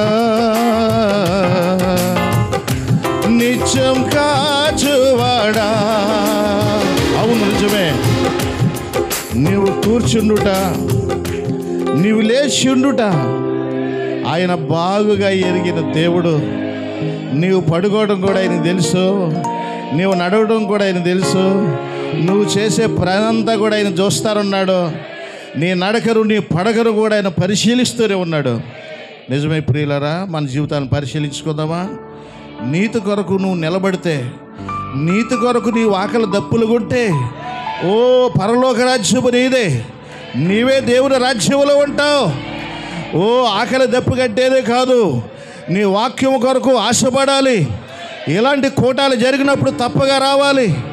వర్తమానాన్ని విని నీ ఆత్మీయమైనటువంటి ఆహారాన్ని భుజించి నీ ఆత్మను పోషించుకోవలసి ఉంది, నీ శరీరాన్ని కాదు. అందుకే పౌలు అంటున్నాడు, మా శరీరము కృషించినను మా ఆంతర్య పురుషుడు దినదినము నూతనపరచబడుతున్నాడు. శరీరం కృషించాలా, బలహీనం అవ్వాలా, ఆత్మ దినదినము నూతనపరచబడి బలపరచబడాల. నిజమే బిడ్డలారా, మరి దైవజనులు ఓ జాన్ రతన్ పాల్ గారు ఎన్నో వేలాది రూపాయలు హెచ్చించి ఈ కోటాలు పెట్టారంటే అది ఎవరికో తెలుసా? మీ కొరకే. ఈ గ్రామం రక్షించబడాలని, ఈ కుటుంబం రక్షించబడాలని, ప్రభువులో ఎదగాలని, దేవుని రాజ్యములో ఉండాలని, మనమందరం ఇక్కడ ఎలా కలిసి ఉంటున్నామో ఆ రాజ్యంలో కూడా కలిసే ఉండాలని ఓ జీవితాన్ని సమర్పణ చేసుకొని, సంఘ శాఖలను వదిలి, కుటుంబాలను వదిలి, అన్నదమ్ములను అక్క చెల్లెలను వదిలి, ఎందరూ ద్వేషించిన తృణీకరించిన దేవుని కొరకు నీతి కలిగి నిలబడ్డాడు గనుకే ఈ రోజున ఆశీర్వదించాడు. నిజమే ప్రియులారా, మరి ప్రార్థన చేసుకుందాం. ఈ కూటం ముగించిన వెంటనే మీరు తీసుకొచ్చిన కానుకలు సమర్పించి వెళ్ళాలని మనం చేస్తున్నాం. ప్రార్థించుకుందాం. మహాపరిశుద్ధుడైన కృపగల మా తండ్రి, అత్యంత కృపగలిగిన దేవా, నీ ఘనమైన నామానికి వందనాలు చెల్లించుకుంటున్నాం. ప్రభువా, ఇదిగో రాజ్యం నుండి ప్రభువా నీ సేవకుడు ఒబేది గారిని మా మధ్యకి తీసుకొచ్చావు నాయన. ఎవరి ప్రాయంలో నీవు బహుబలంగా వాడుకున్నందుకు స్తోత్రాలు నాయన. ఆయన వర్తమానం బోధిస్తున్నప్పుడు ప్రభువా వాక్య వెలుగులో వాక్య అర్థముంది నాయన, అందరి జీవితాన్ని చూపించిన దేవుడు నాయన. ప్రభువా, ఏమిచ్చిన నీ రుణాన్ని తీర్చుకోలేవు. నీ సేవకునికి ఇంకా ఆరోగ్యాన్ని, బలమును, శక్తిని దయచేయండి. ఆయన కుటుంబాన్ని, బిడ్డలను కాపాడండి. ఆ ఒరిస్సా ప్రాంతంలో ఉన్న సేవా పరిచయను ఆశీర్వదించండి. సంఘాలను బలపరచండి ప్రభువా. నీ సేవకుడు అడుగుపెట్టిన ప్రతి స్థలంలో మీరు ముందుగా వెళ్ళండి నాయన. ప్రతి స్థలం ఆశీర్వదించబడాలి ప్రభువా. ఆ జీవము గల వర్తమానం ఇస్తున్నప్పుడు ప్రభువా, ఆ జీవం మళ్ళీ అనేకులలోకి వెళ్ళి ప్రభువా మార్పు చేతులకు సహాయం చేయండి. నీ సేవకుడు బహుబలంగా వాడుకోండి. మరల బిడ్డ కూటమైన వెంటనే తిరిగి వాళ్ళు వెళ్ళబోతున్నారు. వారి ప్రయాణంలో తోడేయండి. వారికి కావాల్సిన వాహనాన్ని సదుపాటు చేయండి. ఒకటి కోరితే ఒకటి దొరికింది. ఏదో దాని వెనకాల నీ చిత్తం ఉంది, నీ ఏర్పాటు వద్ద ప్రభువా సహాయం చేయండి నాయన. మరి మీ కుటుంబాన్ని బలపరచండి నాయన. మా సోదరుడు జాన్ రతన్ పాల్ గారిని బట్టి నిన్ను స్తుతిస్తున్నాం. మరి సోదరైన సతీమణిని బట్టి నాయన, వారి బిడ్డలను బట్టి ఇచ్చిన పరిచర్య అంతటిని బట్టి నిన్ను స్తుతిస్తున్నాం. ప్రభువా, బిడ్డలను బలపరచండి నాయన. ఈ సేవలో మీరు ఇంకా బలంగా వాడుకోండి నాయన. ఇదిగో ఆరాధన ముగించుకుని మేము తిరిగి మా గృహాలకు వెళతా ఉన్నప్పుడు నాయన, దుష్టుడు మార్గంలో మమ్మల్ని శోధించకుండా ఓ గాడ్ ఆఫ్ ఏంజెల్స్ ఉంచండి నాయన. నీ కోపదల మా వాహనాల చుట్టూ ఉంచాడు ప్రభువా. మా గృహాలకు వెళ్ళి మరలా మేము తిరిగి స్తుతించాలి నాయన. ఓ ప్రభువా, మా జీవితంలో ఇదే ఆఖరు కూటమైతే మేము మారకపోతే మా పరిస్థితి ఏంటి? మేము ఎక్కడ ఉంటామని ఒక ప్రశ్నించుకొని ప్రభువా వారు తిరిగి వెళ్ళి మీ అందు భయభక్తులు జీవించే కృప దయచేయండి. అందరినీ ఆశీర్వదించండి ప్రభువా. ఈ వానపల్లి ప్రాంతంలో అందరిని రక్షించిన ఆయన, ఎన్నికలో నా ఆత్మలని నీ దేశాన్ని నీ సేవకునికి అప్పగించండి ప్రభువా. నీ ఆశీర్వాదం మాపై సమృద్ధిగా కుమ్మరించమని, చక్కని సంగీతాన్ని అందించిన బిడ్డలను, ఆర్కెస్ట్రా వారిని, పాటలు పాడిన బిడ్డలను, సౌండ్ ఏర్పాటు చేసిన బిడ్డలను, పాల్గొని ఆరాధించిన ప్రతి ఒక్కరిపై నీ కృప తోడుగా ఉంచమని మా ప్రభు అయిన యేసుక్రీస్తు యొక్క ప్రశస్తమైన నామంలో ఈ ప్రార్థన అడుగుచున్నాము. ఒకే నిజరక్షకుడు మన పరమ తండ్రి ప్రభు అయిన యేసుక్రీస్తు యొక్క కృపోన్నతమైన పరిశుద్ధాత్మనిచ్చు కాపుదల, ప్రేమ, సమాధానములు వాక్యం అందించిన సేవకునికి, స్థానిక సంఘ కాపరికి, చేరొచ్చిన ప్రతి ఒక్కరికి ఆయన వచ్చి పర్యంతరం ఆయన కృప సదాకాలంతో నడిపించిన గాక. ఆమెన్. God bless you.